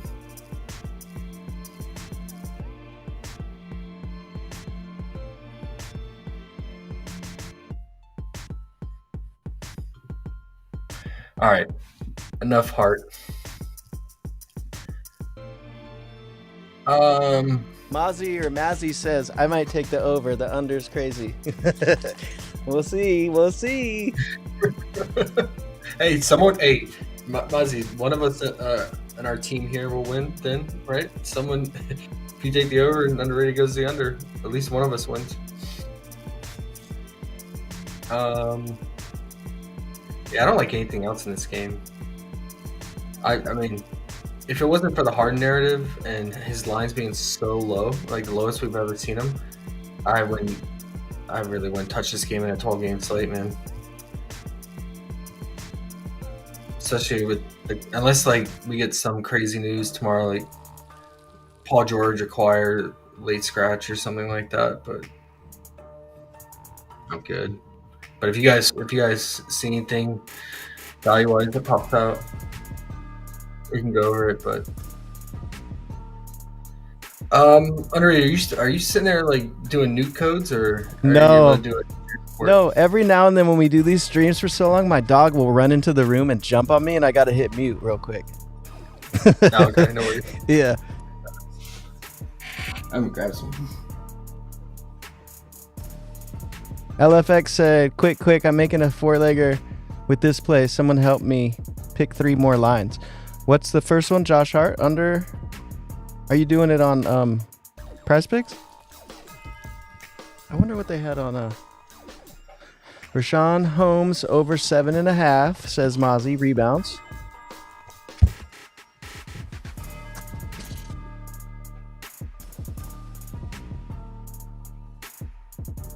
Okay.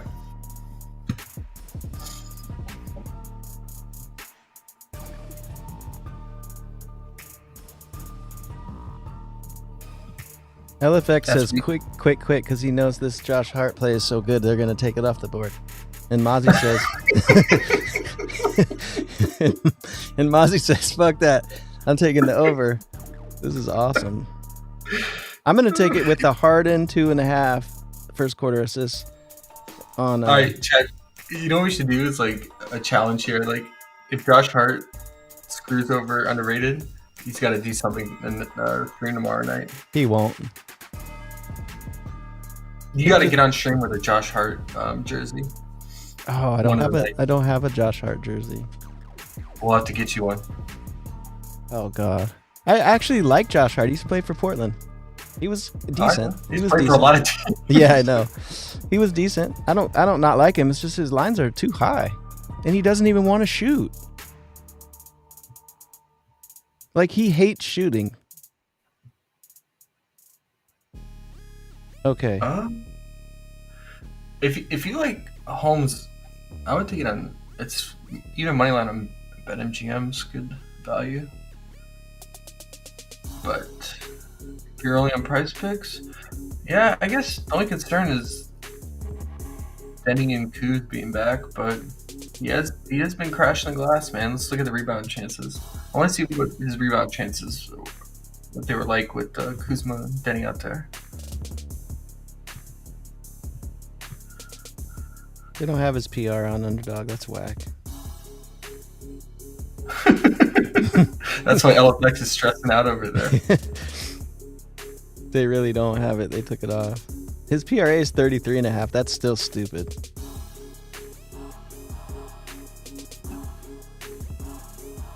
Well, yeah, I mean, he had 10 assists last game because... Hey, sorry. LFX says, basically with Hart's line, he needs 28 rebounds to go over.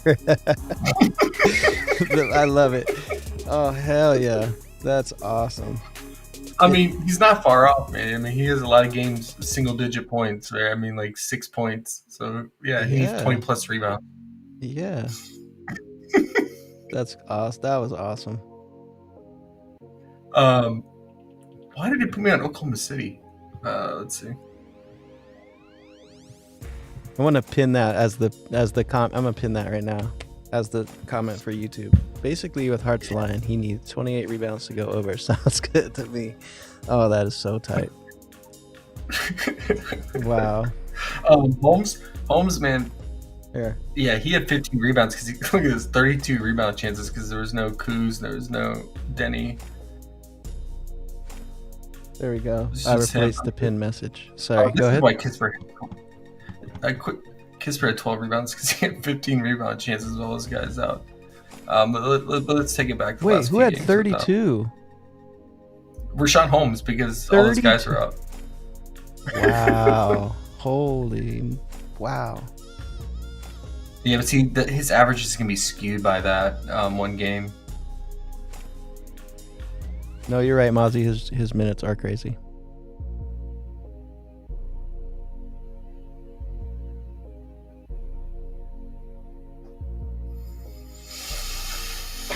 Oh, Josh Hart, we love you. Yeah, man.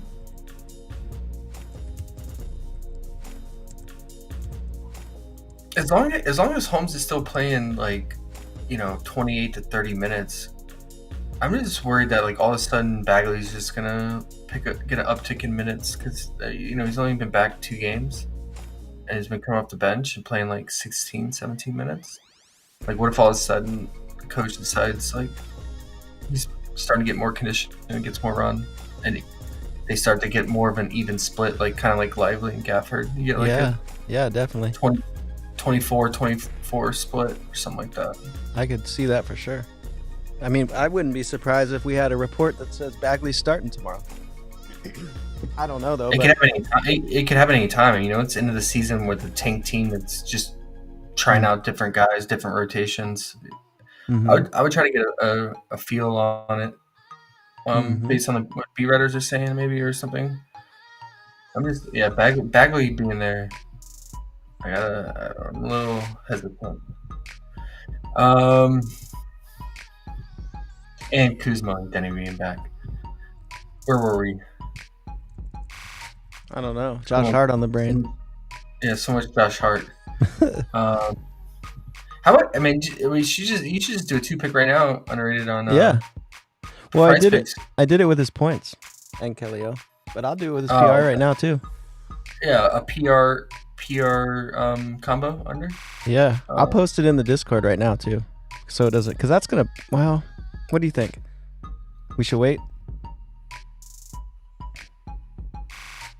Kellyo has potential of bumping down. The juice is starting to come in on the under for him, but I don't think Hart's gonna go down anymore because it already went down. I know it did, but I just have a feeling that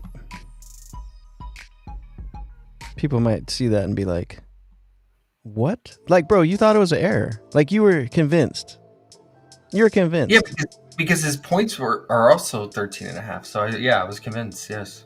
So that's how you And, know and it could he's been 10.5. He's been 10.5 rebounds forever now. Yeah. Fuck that, bro. Yeah, I'm doing that right now.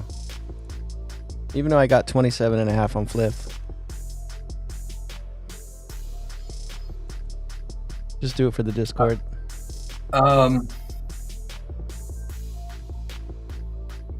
We go back to DeRozan's free throws against Indy. We always do it. Next song we do for WNBA, bro, is going to be I Do It for the Discord. That's the hook. I like it. Because I just put money in on a play that's not even the best value just so I could put it in the Discord with the link. See how we do? Wait, if it's not the best value, why are you putting it in the Discord? Because so many people play PrizePicks. Losers. I see. Are you mean in terms relative to the book, like other book lines? Yeah, I did both. Sometimes I like seeing my account balance go up on PrizePicks, so I just play it there anyways.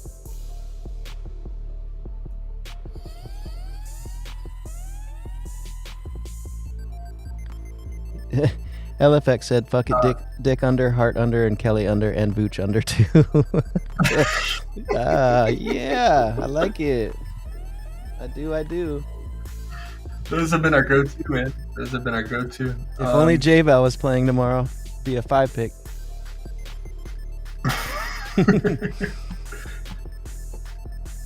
Throw Neesmith in there. No, he's good now. Yeah, man. DeRozan, no surprise, crushed the free throws against Indy. Yeah, we took his free throws to this recent meeting, March 13th. 2 weeks ago. Hit 15. I remember PrizePicks just stopped counting it and they just put him at 7 or 8 and left it. He's been 6.5. Maybe they juice it tomorrow to 7. But if it's 6.5, I love it. I mean, Zion can't do on the free throws for us, man.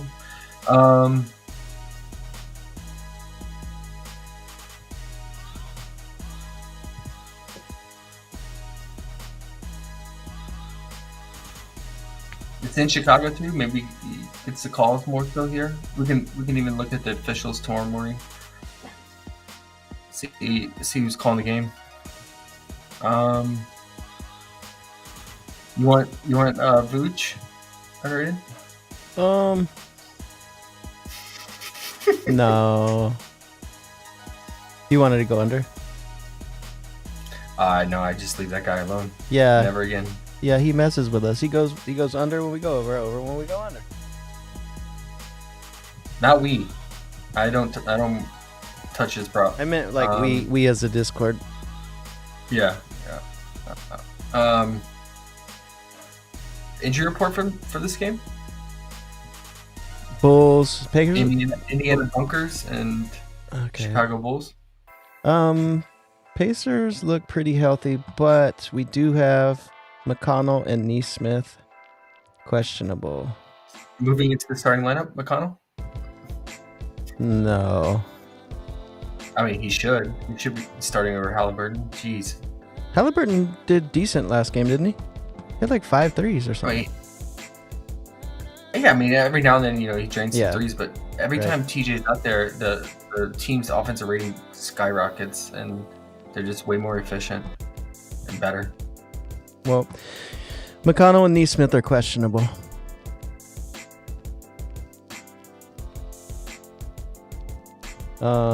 And So we can go under Neesmith potentially. That's sad. So we're gonna get a lot of probably Obi Toppin and Ben Shepherd. I mean, actually, this Jarris Walker has been picking up more minutes lately, and he finished the last game pretty good, pretty well at the end. Caruso's questionable for the Bulls. I don't get how Indiana has the record that they have and how they're beating teams lately with this squad, dude. Like, look, it's just so mid. Like, look, oh my gosh, I don't get it.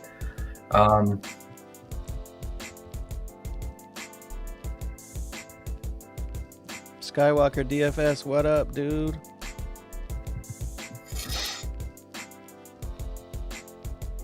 Well, Bulls, like I said, catch and shoot threes they struggle with. They give up assists to point guards because of that. I think, what did Hallie have, like 12 or 14? I forget.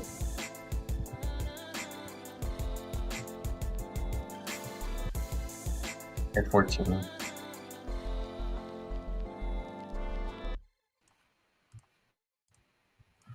Do we use assist line?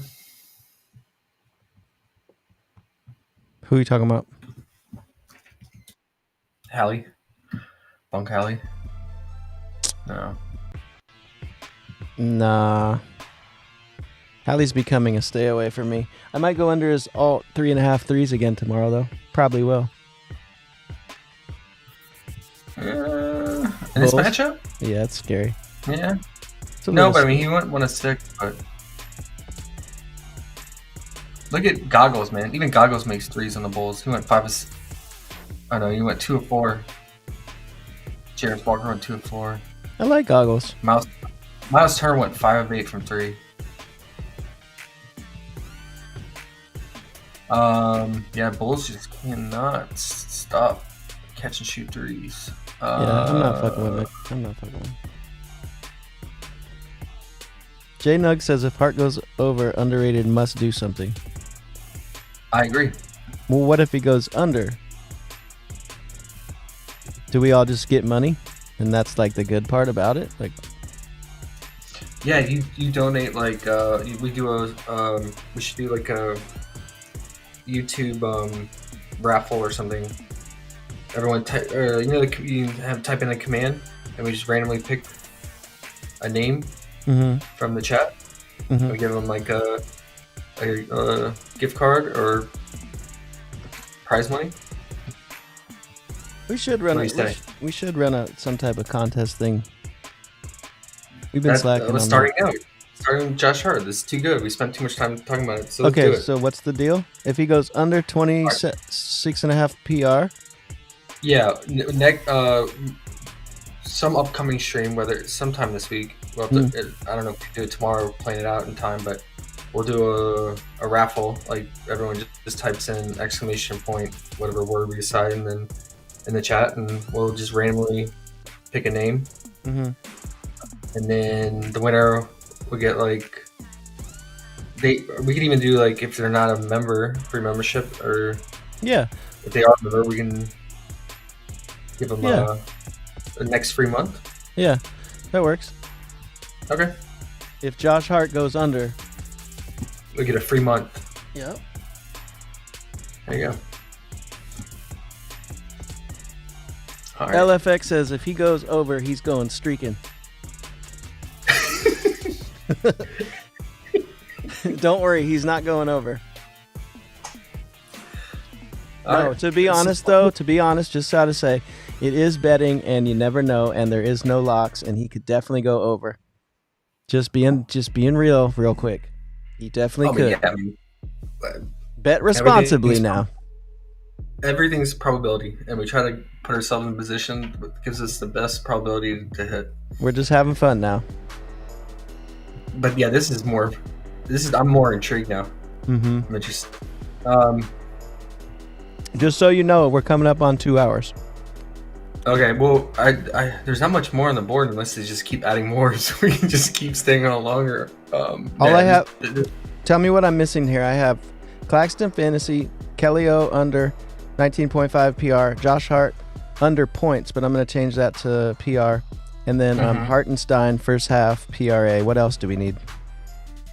DeRozan, if the free throws are 6.5. Okay.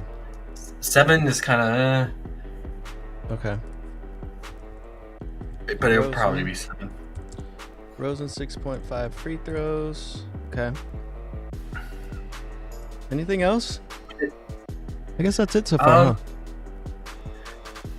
The Harden we skipped, or are we doing Harden first quarter? Harden. Yeah, dude, I couldn't decide. I mean, what do you guys think? Like, the full game was pretty low, but like I said, we never looked into his second half splits. But I'm pretty sure just watching the games, like his shot volume is much more in the first half. Or just double check it. But I mean, the 7.5. LFX, stop playing, bro. He said put the mortgage on it. 100% lock. Nah, man. Just another bet. It's just a one unit bet. Nug says we got 22 hours left of the stream. Oh boy. Yeah, with how slow some of these websites are. Right. Mozzie says Harden under. Mozzie likes to hear our plays and then just say the opposite. I got you now, Mozzie. I went under him on the same matchup on the weekend, but that's because of his weekend splits. Because of the clubbing. That 2.5 first quarter still. That's yeah. I mean, he dropped 8 points in 2 minutes in the first quarter on Sunday versus them. I have to find something else on Underdog I like. I know Nugget's taking it. Nugget loves some first quarter. Yeah, Nug, let's do this. Trying to see what else we can do. Well, they got Charlotte props up on Underdog.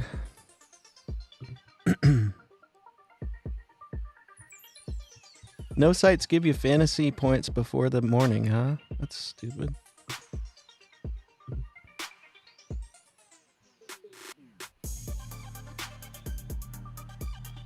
It's funny they have Schroeder and Cam Thomas, but Schroeder's at his high ass 16.5 points.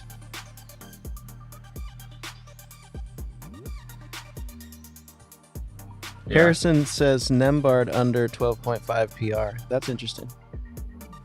Oh yeah, someone brought that up last time we talked about the Pacers. Mozzie he went said, off last game, didn't he? Or was that against the Lakers? Nembhard went off against Lakers. I don't know if Nembhard did. Yeah, I'm Big Sean is balling, Nug.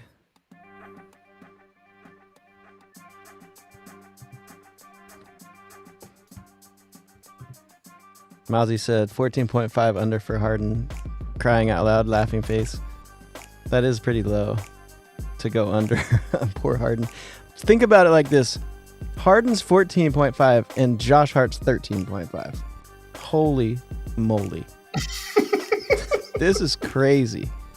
That is crazy, bro. Kyle Lowry's 6.5 points. Full game. That's a WNBA level. Wow. I got lost down the rabbit hole of WNBA.com. You're doing Josh Hart over now, LFX? What? Or did you type that wrong?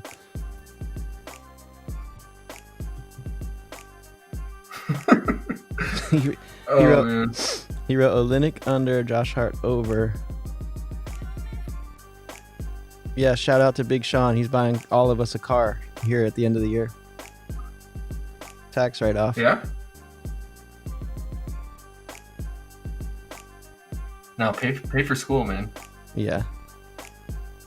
Don't give it back.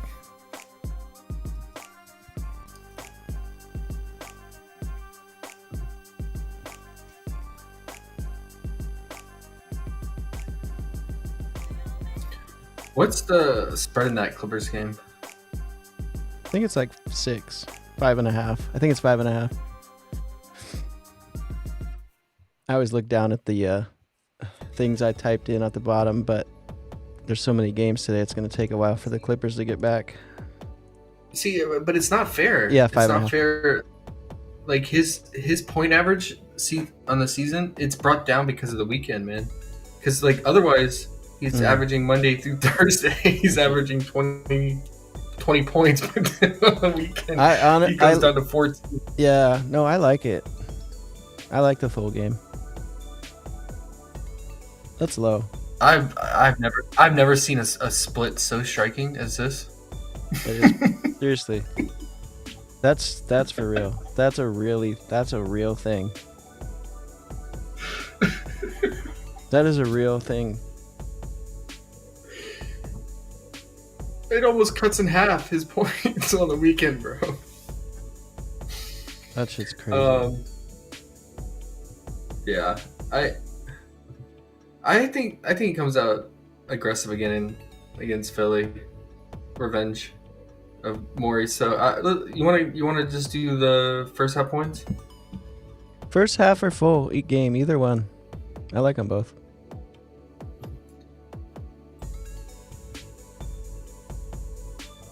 Yeah, we'll just do both. We'll just put it on the list as both. Okay. His first half 7 points. 7.5. All right, 7.5.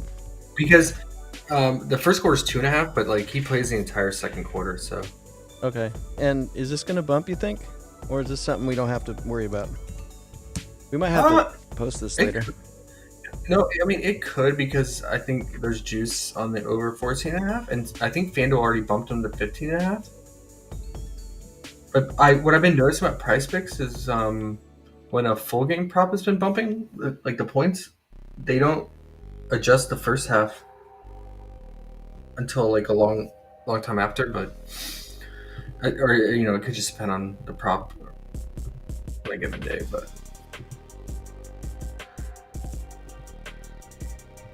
yeah.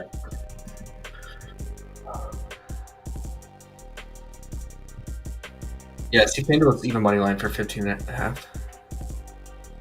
Oh, that's gonna bump.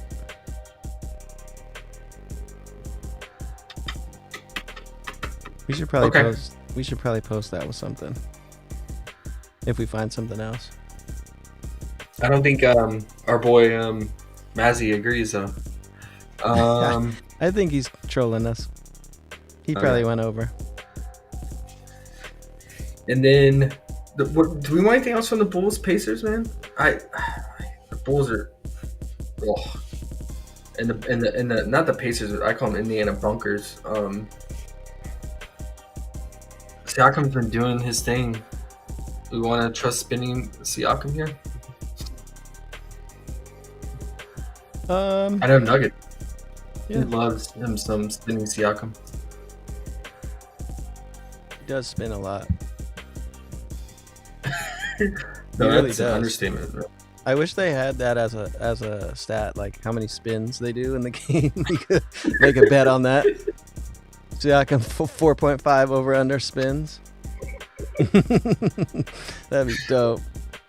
No, it's like out of fun times here. Let's look at his last game against the I think it was the Lakers. He was spinning a lot. Wow, spinning stats. J Nug says, make sure you check out my new song coming out in 2 years featuring our very own Underrated. And then he says it's called Baby Oil Bros. Which one's that? I don't know, Nug. Baby Oil Bros?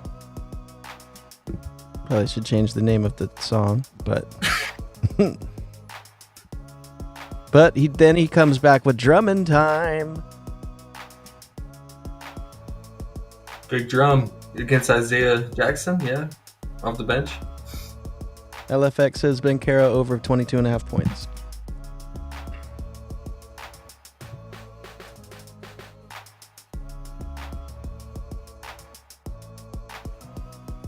Oh, look at Draymond Green. He's catching the Warriors on a back-to-back here. Ben Caro, yeah. All right, Nugget, guess how many times Siakam spins in his recent game against the Lakers? Over under 3.5.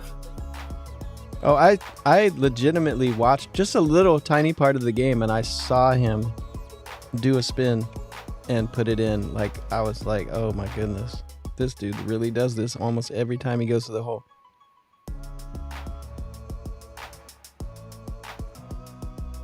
Were you watching all his scores here? Oh, all his shots? That's a, That yeah. was That was a straight up layup yeah. because it was on transition though. Yeah. He was going too fast. Yeah. Ooh. Who did he just dunk on? Is that Taurean Prince? I didn't see. Here comes a spin. Watch. Oh, Nope. wow. Nope. He changed his game. Okay. Here we go. Oh! That was the one. That was right That's before one. half, too. Nug says over the 3.5. That's one. It's only one in the first half? Oh, shit, Nug. Nope.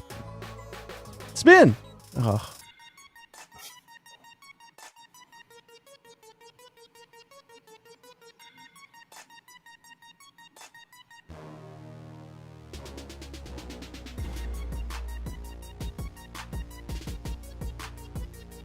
Here it comes.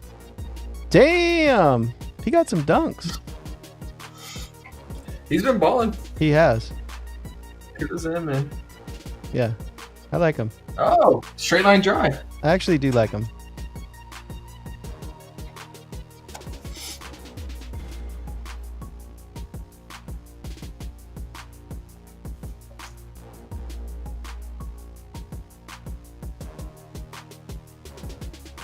Here comes the spin. No. Oh, what? Nug, you're going to lose this. Damn. Only one spin so far. Here comes. Spin! What is going on? The Lakers played no defense on him, bro. It's like Yeah, that was easy weird. drives.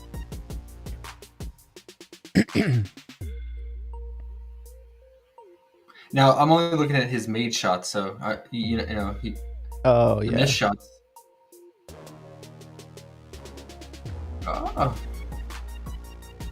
See, Yeah. everyone's expecting him to spin. You see how LeBron stopped? Yeah. He did a little Euro step there. Right. They can't mess with Siakam here. He's too good. It's a soft matchup against Vooch.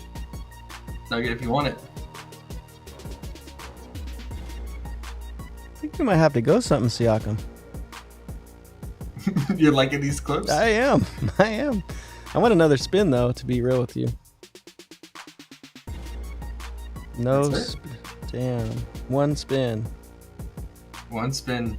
But like you said, he could have spun and missed a few times. Yeah, we didn't get the missed shots. He could have Sorry, also done a spin and like didn't shoot and just done a spin pass. Yeah. He probably did a few of those. Nug probably actually won. We just didn't see He it. probably did. Yeah. The hidden data, the advanced data. I'm gonna write NBA.com an email and ask them to add that to their stats. How many spins, and then also add dunked on stat. Oh. That'd be nice. Then we would know who's the player who's been dunked on the most in the career.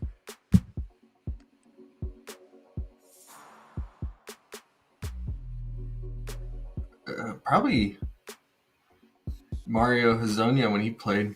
Dude was always getting dunked on. You guys want Siakam? What's his point? What's his lines? I don't know. I just scrolled by Josh Hart again and gave myself a chuckle. He's not spinning anymore. Changes the game. Yeah.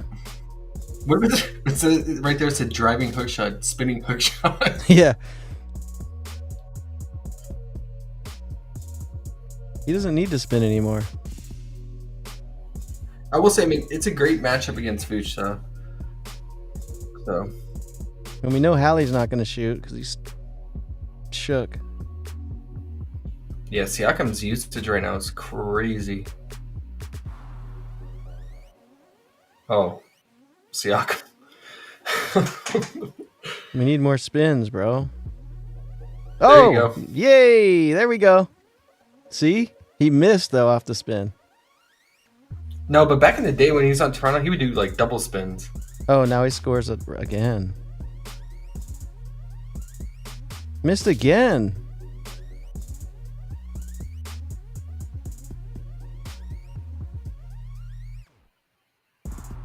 Oh, here's Siakam. His points are 22.5. His first quarter's 5.5. Rebounds are 8.5. His 3-pointers are 0.5. He has not been shooting threes, huh? For Indiana. No. I mean, look how aggressive he is attacking the basket. That's why his free throws are up too. He was shooting a lot of threes for Toronto this year. Mm-hmm. He was, yeah. Yeah. Damn, his lines are high though. Yeah, it's a massive pace down spot too. 22. But at least the Pacers maintain a high pace. Yeah. Spin. Yeah, there we go. Oh, there we That's go. the Siakam. 2 in this game. No, I counted like three or 4. Okay. Yeah.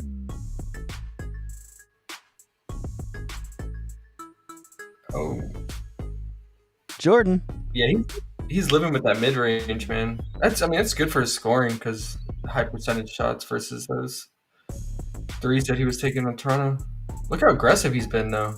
Look at his dunk Dunking, prop, man. all kinds of stuff. They give us his 0.5 dunk a lot too. Oh, we need it.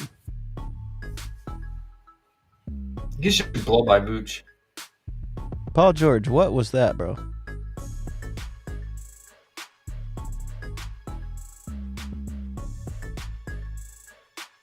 There's a 3 for you. Yeah, He drained it. he's doing good. Spinning Siakam. I mean, he's basically been the whole team offensively, and then every now and then Miles Turner. Yeah. If Bunk Halliburton wouldn't have just for some reason fell off a cliff, they'd be half decent. Yeah. What's his PR? Because he's been doing it on the glass, but it's not the best rebound spot here. But let's just take a look at him. They got his rebounds all the way at 8.5, so I would assume 31 and a half. Something too high. Yeah, it's just no value on him right now. I mean, 31 and a half. Has he played the Bulls this year, Olympia? Yeah, that recent game. Yeah, about an average game as he could have. 17 points, 9 rebounds. J-Nug says, Turner? You want Turner? J-Nug, he's talking TJ McConnell should start over Hallie. Yeah, for sure. Miles had himself a game 2 weeks ago against good old Vooch, traffic cone. Yeah, Vooch is one of the worst pick and roll defenders, bigs in the league. So him and Sabonis.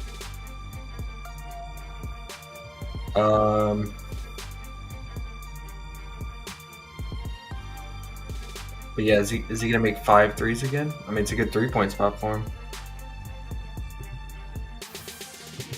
Trust your gut on that, Nug. I don't really play the Indiana bunkers unless it's under.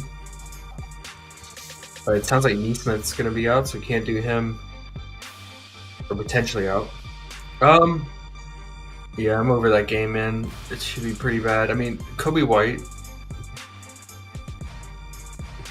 really picked up the scoring in that last game. Against the Wizards, but it's the Wizards, and no one else decided to shoot in that game. It was almost like the Bulls threw the game on purpose, right? Like I don't know. It was bad. A weird game. I was watching that game and it flipped to the Chicago,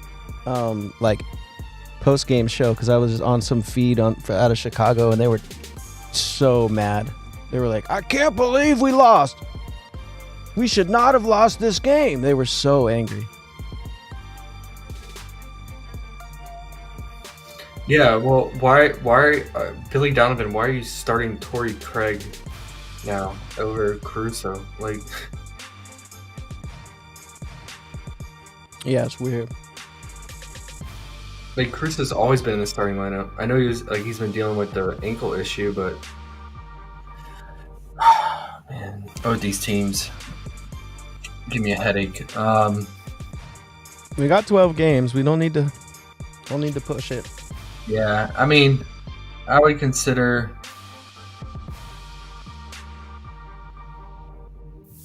DeRozan's free throw if it's 7 or less. And that's about it for me, man. Okay. No, you roll with your boy Miles, and you can go to Siakam's first quarter. He's been coming through on that, but you know how first quarter's gonna be. Someone catches fire. Is it 5.5 on DK? Yeah, it might go down to 5 flat. Juice keeps going that way. Someone brought up Nembhard. Man, if Neesmith is out, I think it just depends on who starts for him. Neesmith, if it's like Ben Shepherd, maybe because his shot volume's pretty low, but he can catch fire from 3. But I just worry about Nembhard maybe picking up a little bit more usage and shot volume with Neesmith out. Okay. Not that game. Lakers, I assume after playing a double overtime that AD or another starter sits on a back-to-back against tanking Memphis. Are there any reports underrated? Makes sense. Let's see.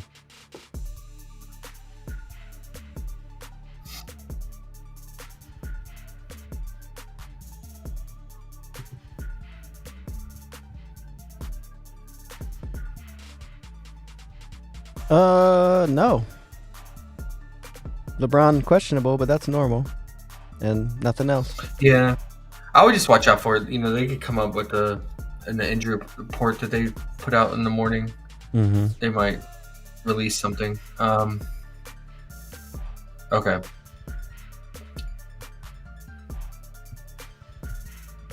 If they've done that quite a bit this season, where they'll sit either LeBron or AD on a front end or back end, one or the other, and then start the other one.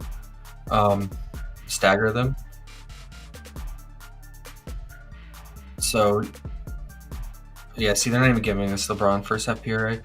I would definitely just take something LeBron first half if that's the case, if AD's out. But all we have are his points at the moment. So, not much to do with that game. Okay. And then what's the Nuggets injury report's been so long lately? Yeah.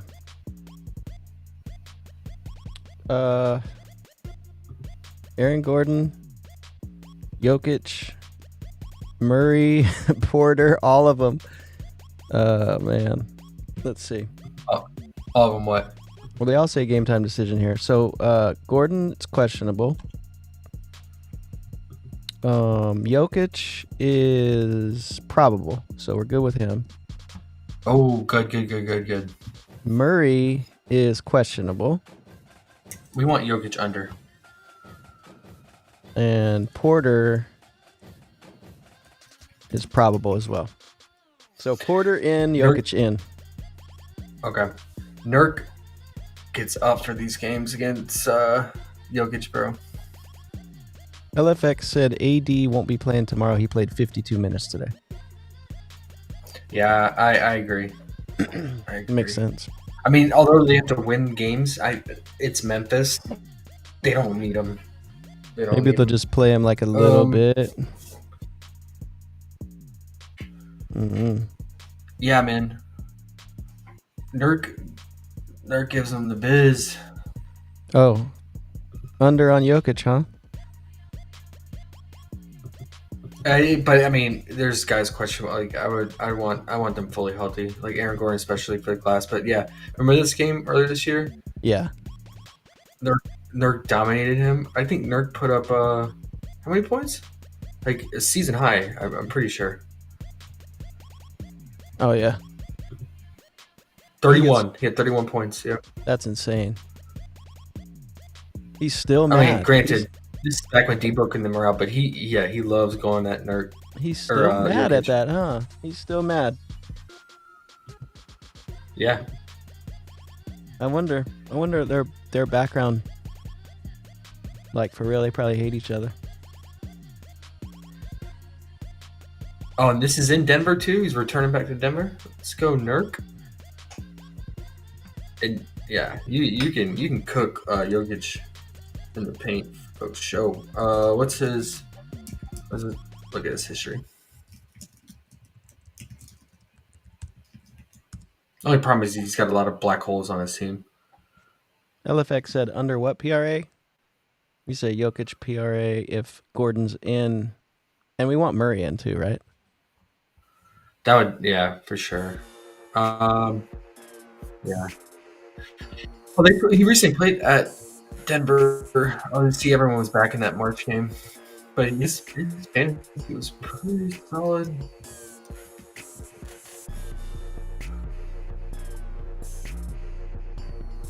Yeah, that's a problem with Nurk. His shot volume is so low, bro.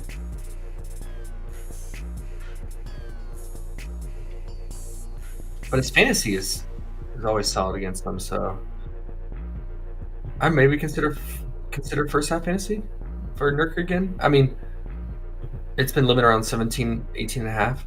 Maybe because the Nuggets defense, they being top 5 defense rating, they'll put it back down to 17 and a half. So if it's at that, I'll consider it. You're talking his first half fantasy? Under or over? Yeah, because you know how he is. Over for Over. Nurk. Oh, Yeah. Nurk. Okay. Yeah. Yeah, because I think he'll match a lot of Jokic's minutes in the first half because Jokic plays like almost the entire first quarter. Okay. Yeah, So you want? and I think they'll shave it down because teams against Nuggets, especially at the Nuggets, their lines tend to are a little bit softer. So You're saying you would like 17 or lower?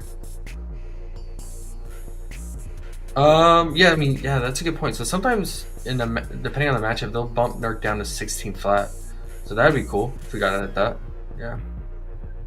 But if it was 17, you'll pass. Which is how active Jokic is, and especially, actually, it's probably better for Nurk if Jamal is out. Yeah, Jokic's usage goes way up, so that's even better for Nurk's first half fantasy. And the reason first half again is that Nurk sometimes doesn't play big minutes in the second half, but against Jokic, maybe that changes. So they need him out there, but yeah. Hopefully he doesn't get foul trouble. And other than that, I don't attack Denver for much when they play at home. And Denver, yeah, we don't really know who's going to be in and out, it sounds like, again. So. Nope. Oh, who's been an amazing under? Big Chris? Good old Bunk Keegan's brother. Mm-hmm. Oh, He he's looks been so- exactly like him. Yeah. And they keep putting him at 11.5 points, but this is a good matchup against Atlanta for 3-point shooting for him. But yeah. They had him at 11.5 points against Houston. Dropped a solid 4.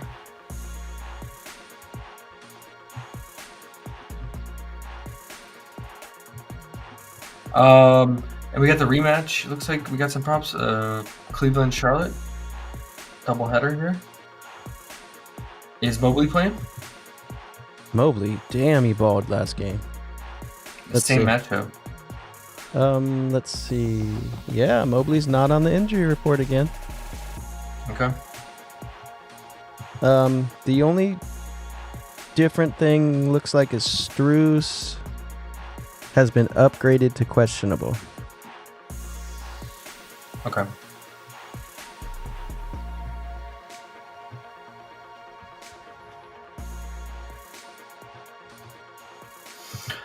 Oh man, they want you to take Hartenstein's assist.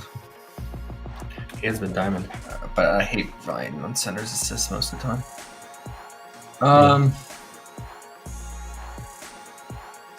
Did AD clear that 3 assists today? I imagine he did in double overtime. I'll look. They're talking Kevin Durant PRA overs in the chat, but just throwing that out there. The what? Kevin Durant over PRA. Okay. I just, man, when they're fully healthy, it's so scary, bro. Like he didn't take last game against the Spurs. He didn't take a single shot in the entire first quarter. AD only had 2 assists today. Wow. 52 minutes. Yeah, he took 31 shots. 23 rebounds. Ooh-wee, I didn't see that. 34. LFX. Huh? Last 5 games. Okay, remember though, a lot of those games, at least this season, D-Book and Beal were out, right?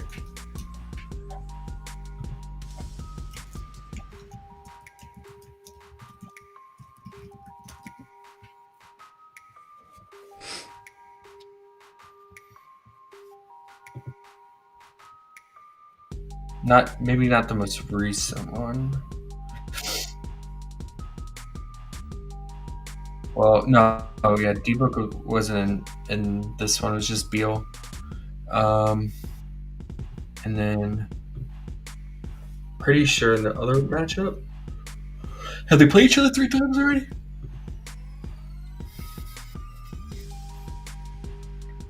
No, this is the 3rd matchup, so they must be doing a doubleheader here. Or playing each other soon within the week. And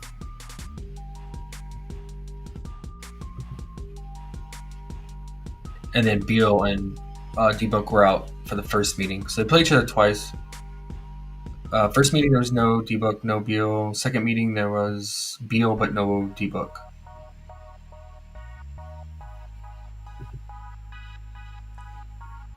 So Mozzie says, is KD a lock or no? You're saying no, right? You're saying it's too hard to trust him because with everyone back. Yeah, because D-Book, when he starts cooking, man, like he did in that first Spurs game, it just kills everyone's usage. I mean, let's look at the usage lately. 40%. Whew, for D-Book. In the last game against the Spurs, and then the game before that against the Spurs, 36%. KD 23. 27 for KD. Man, D-Book is black holing, guys. Woo.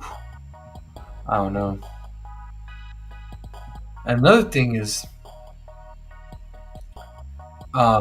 his rebounds have gone down lately. KD's. We'll look at we'll confirm this with the data, but I'm pretty sure his rebound rate has gone down. And obviously that can fluctuate game to game, and the playmaking does as well with all those guys.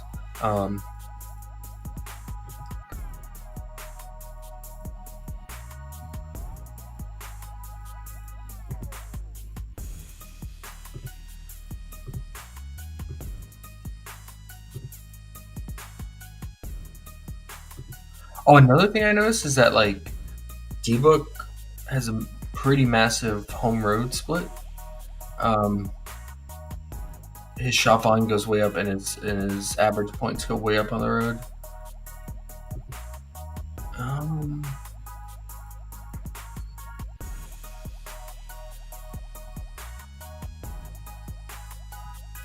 So last game was at least pretty solid, but I think over the last 4.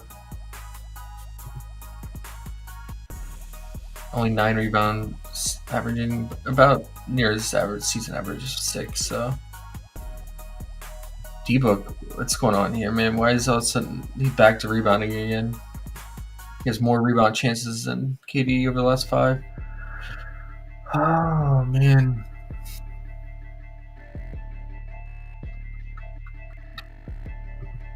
What do you think, Gunnar? I hate choosing between them. I kind of treat them as like Jaylen Brown, Tatum. Yeah, same. Same. No need. I will say that Beal's kind of turned more into the point guard of the three, but doesn't mean like all three of them play make as well. So,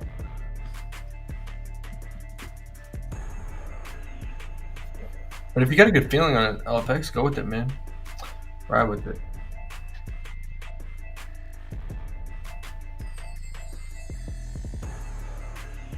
I mean, I think that 35.5 has been his usual line lately too. So,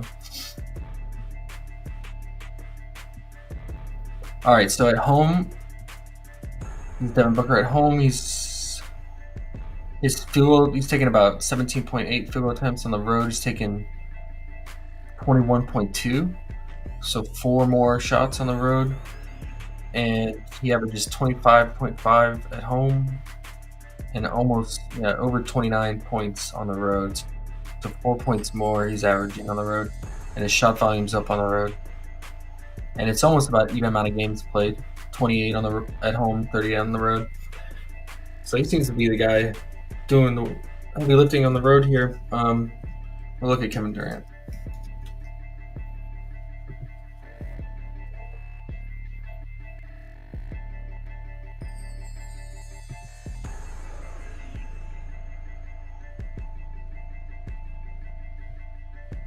Okay, Kevin Durant. Not the same shot volume at home versus the road. 28.5 points at home. On the road, 26.7. Kind of makes sense, right? Because like D-Book's volume and scoring goes up on the road, so KD's goes down a little bit. Looks like KD's rebounding goes up though a little bit on the road. But that could just be random variance. But I mean, it's a large sample size here, 32 games at home versus 33. Yeah, but it's incorporating a lot of games with D-Book out as well.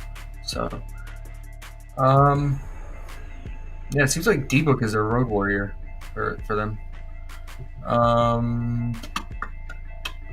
He's still young compared to them.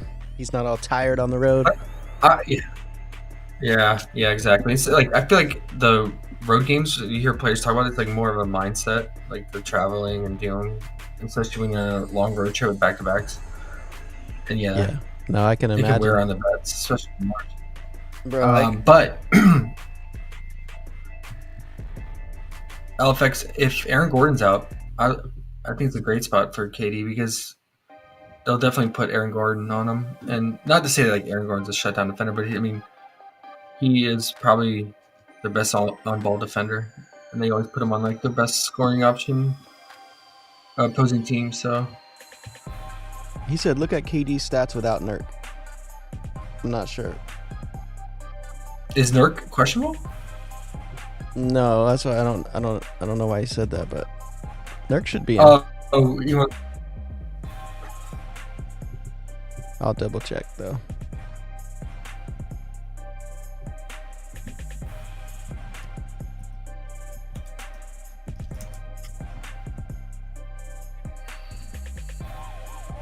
Oh, my bad. He is questionable. Damn. All right. Underrated. You're I'm fired. fired. Thank you, LFX. I'm fired. LFX, you're fired. Yeah, LFX, come on down. He suffered a sprained ankle on Well, that Monday. changes everything. Yeah. He suffered a sprained ankle on Monday against Spurs and was unable to practice on Tuesday. Unclear whether he'll be able to play on Wednesday or not. Damn.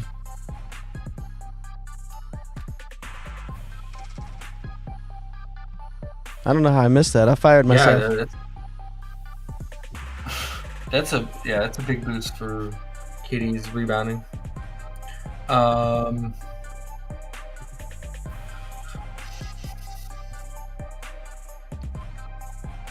And that's why we don't have KD's rebounds. Well, good catch there.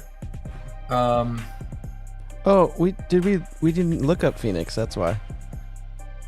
Because Beal is questionable too. We never looked at Phoenix. I thought no, we did. It was the last game we went to. I don't know. That's fine. But Beal's questionable as well, I'm seeing now. Well, it's good value. Because KD's PRA has been fluctuating between 34 and 35, so I mean, it's his normal line, as if those guys were in. So it'll definitely bump if one or both, one of them is rolled out.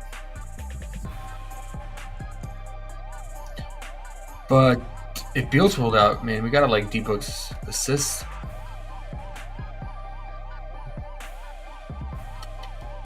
Yeah. Yeah, they're not giving us those lines. Now it all makes sense. Okay. We'll cancel everything we said about Nurk first half. Yeah, there's already juice coming in on D-Book.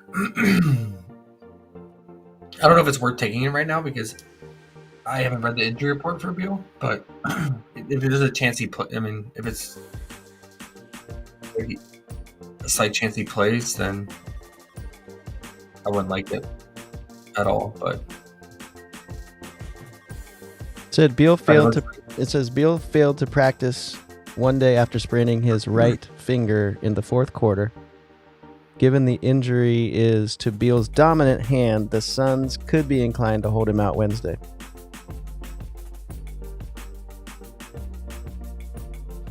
okay, yeah, Beal's always injured, man. Jeez.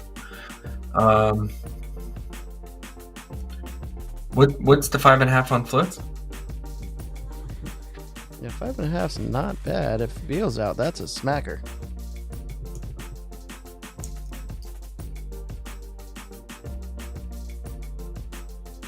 Although, maybe KD will start diming some more too. Well, KD's at 4.5. Massive juice on the under, so we might get it at 4 flat on PrizePicks. That'd be nice. Minus 165 for Booker. Whew. It's expensive. What's KD's RA? KD's RA is 10.5. That's his normal line. Yeah, that's not bad. If Nurk and Beal are out, ooh-wee. It's good value right now too. It's almost even money line on FanDuel. Actually, BetMGM get a minus 105.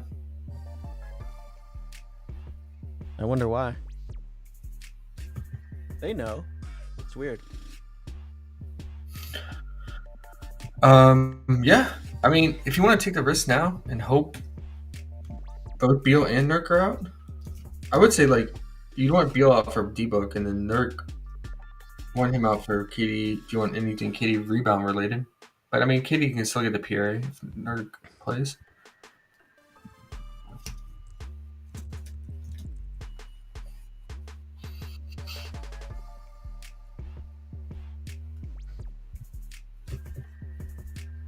I mean, it's not the best assist spot here for D-Book, but just due to just massive increase in probably assist potentials and him running back to running point again. Because like I said, Beal's been bringing the ball up and running point lately. So D-Book should be de facto point guard again and ball handler, but you do have guys that are capable playmakers still on the team.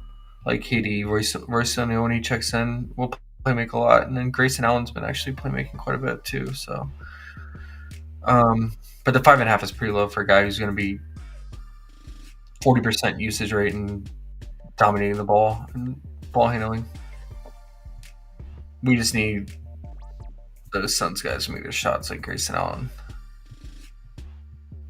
and others. So, I mean, Eubanks, you can't really count on him to make his little hook shots all the time.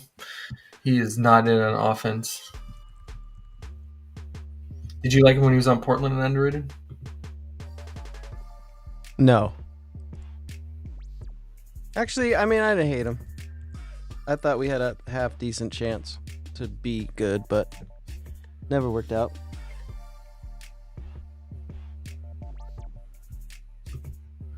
And Gobert is questionable as usual with that rib issue.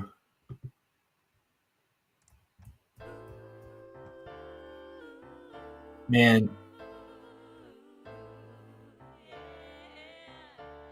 if you wanted to roll the dice, the LeBron's rebounds, if AD sits, and you would absolutely crush that against Memphis.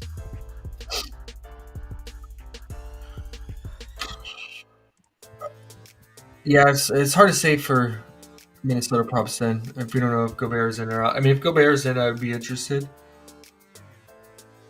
in his first half props, but you just saw what Hartenstein did against Wiseman. Gobert should have a double in the first half against him.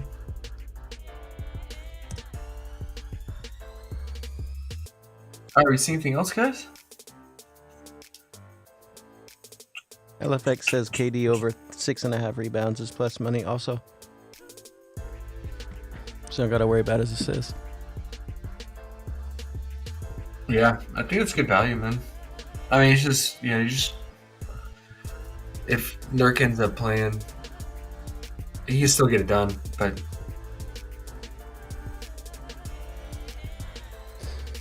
Is that the last game there? yeah, I mean, we touched on the Cavs a little bit, but we just saw that matchup, so Okay. I don't know what the injury report is for Charlotte, and I'm sure you'll leave out a key player again. Oh, here we go. We're coming up on 2 hours and 47 minutes. There we go. We did our usual. 12 games. Did pretty good, actually. And I think we got some cool ones. We got some cool ones. Those unders, those Josh Harts, those Kelly O's. A few to look out for tomorrow. Like, we'll see. Maybe Nurk does play and Jamal doesn't play, and we'll like that fantasy first half still. Maybe Nurk and Beal will be out, and we'll like the KD and the D-Book, and maybe AD will be out, and we'll like the LeBron rebounds. And we like the Harden points, DeRozan free throws, Hartenstein first half, maybe. Claxton fantasy. Yeah, or maybe D'Lo and AD would be out, and we just take LeBron's RA or first half PRA fantasy against Memphis. He should absolutely crush if both of them are out. Right. Because D'Lo's been in and out lately. I don't exactly remember why, but he was out 2 games ago, and then he returned today. So.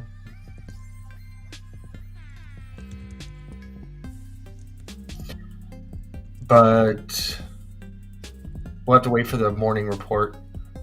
Each team has to submit their morning injury report, so we'll see if AD pops up on there.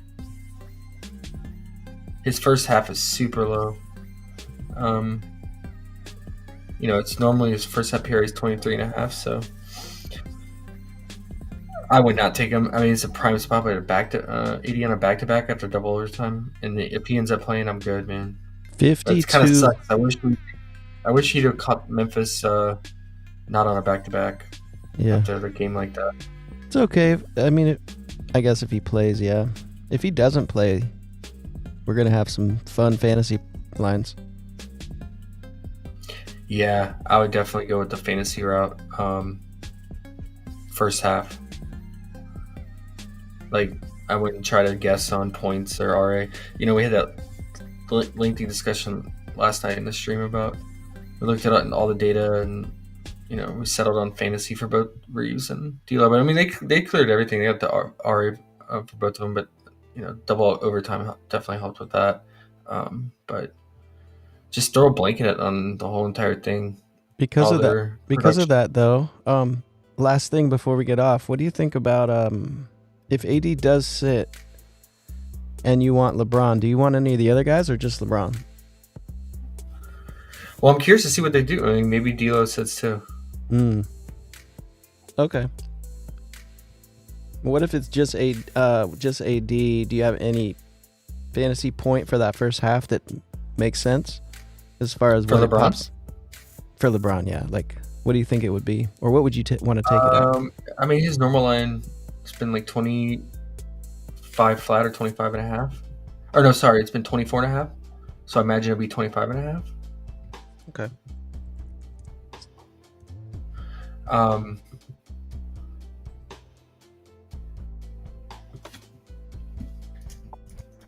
LFX said, just take his points. He's dropping 40. I mean, maybe, but he was still playmaking quite a bit when AD was out in some of those games. On these back-to-back, like rest maintenance. Oh, I meant to add with the Anthony Davis out. Where's he? I never heard from him. He just passed out. Yeah. He was too tired from sleep. Nah, he said he had a super bad headache. I don't know. And then I haven't heard from him since. He said he was going to go to sleep. He probably just didn't wake up. He was like, nah. LFX said, Never going to wake up again? I don't know about all that. If AD sits, take Rui's rebounds first half. Trust. I like when people say trust at the end. He'll pick up rebounding for sure. I'm going to look on a hot streak and see what they got Rui at right now. If they have his first half. Well, so AD's only been out 3 games this season with LeBron playing.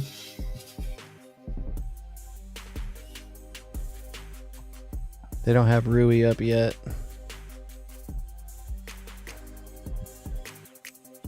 But yeah, that's interesting. Losing some steam there, buddy? 3 hours in? Oh, yeah. Me too. Fun times, though, guys. Make some good laughs tonight. Yeah, that Josh Hart is up there with Sabonis, Rick Smits. Might be to make a compilation. I can't wait to see you wearing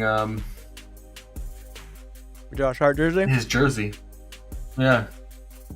I like Josh Hart. I wouldn't even be mad. Wait, is DeJounte Murray questionable? Because he's the only one on the board. And usually that's when that person's questionable.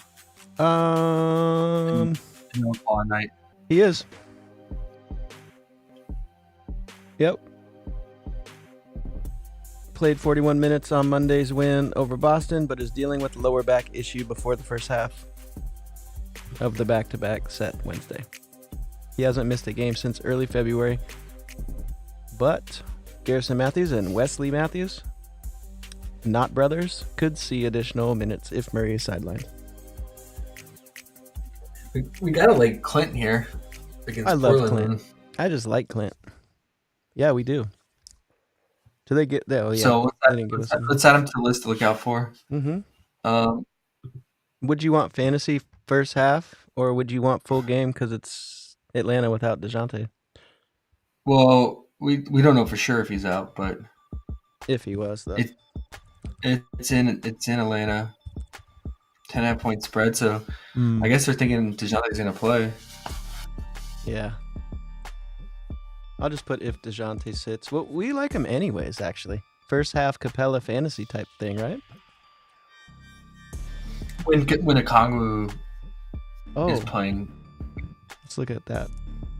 I don't think because he loses minutes in the second half. But actually, Bruno's been picking up some decent minutes when he's playing well. But Kongwu's out. I don't know.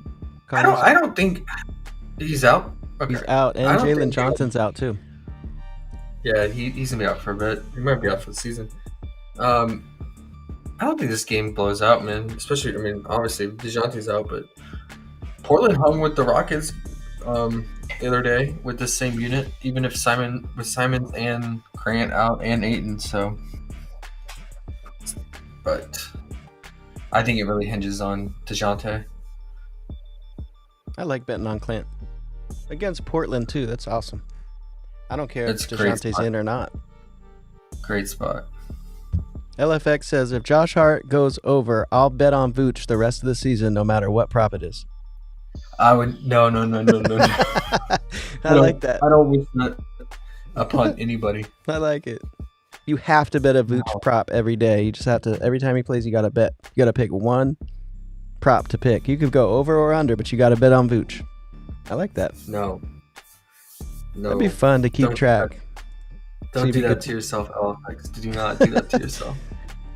I like it. It's a good idea. Yeah, if you guys have anything else, throw it out. If not, we're just back at tomorrow, rinse and repeat, and do the same thing again, man. Man, today was wait. good, bro. Huh? What? I was just saying today was amazing. Show us the green again if you don't mind. Just to remember. You don't have to. Oh, okay. Here. Ooh. Kyrie fantasy. And Luka was in and it didn't matter. He went off in the second half. Yeah. What happened to poor De'Aaron Fox? He blew out. So he lost out big minutes in the fourth. There you and go. lost some minutes in the third because of that. And he didn't I mean, yeah, his shot volume was way down. Keegan's shot volume went up. And Harrison Barnes was shooting in the second half. They just played bad as unit, probably because of being on the back-to-back. And Dallas's defense improving somewhat a little bit relative to their normal standards. But Okay. yeah, he didn't even crack 20 points. Damn. Oh yeah, that's why they rebooted him. Yeah, All right. Yeah. Bam went Like over. TNT Bobby. Hmm? TNT Bobby. I said TNT Bobby P. Loves himself some TNT. Oh, Middleton had a legacy cover on this fantasy. He checked in with 15 seconds left in the first overtime. Got an offensive rebound, kicked it out for an assist to put him over. Yay. Big Bam. D'Angelo, Jalen, and so Gafford. Gafford was close, huh? No. No. No, he got in early foul trouble. He lost out on huge minutes for the foul trouble. All right. Bobby Portis was easy. Yep. Okay. Cool. There we go. Good day, man. Yeah, we're trying to refine this new style we're doing in the Discord for trying to keep it as live as possible based on as injury news comes in. It's gonna be crazy tomorrow with 12 games, man. I don't know how we're gonna handle it. Like keeping track of like the props on the board and the injury news. So we usually do a team approach. Like one of us checks the news, the other one's checking the props. So we'll definitely have to do it as a team. But that's what we got a Discord for. We'll figure it out. Yeah. I was thinking maybe you can even go like look through the list and kind of start a list like this already, and then we can just edit it as we go. Because you do have some stuff you could put on it. Yeah. The only problem is like KBO starts in an hour and a half. Oh, go, get out of here, bro. Go do it. It's all good. I didn't know that. All right. Cool. Where was this at in the cord? It's in the what is it called again? Underrated, the I channel. think we put official prop list. Let me look. Yeah, official prop list. Yeah. Right under the top place. And everyone's tagged every time it's updated or posted. So Yes, sir. All right, let's get the hell out of here. all right, guys. All right.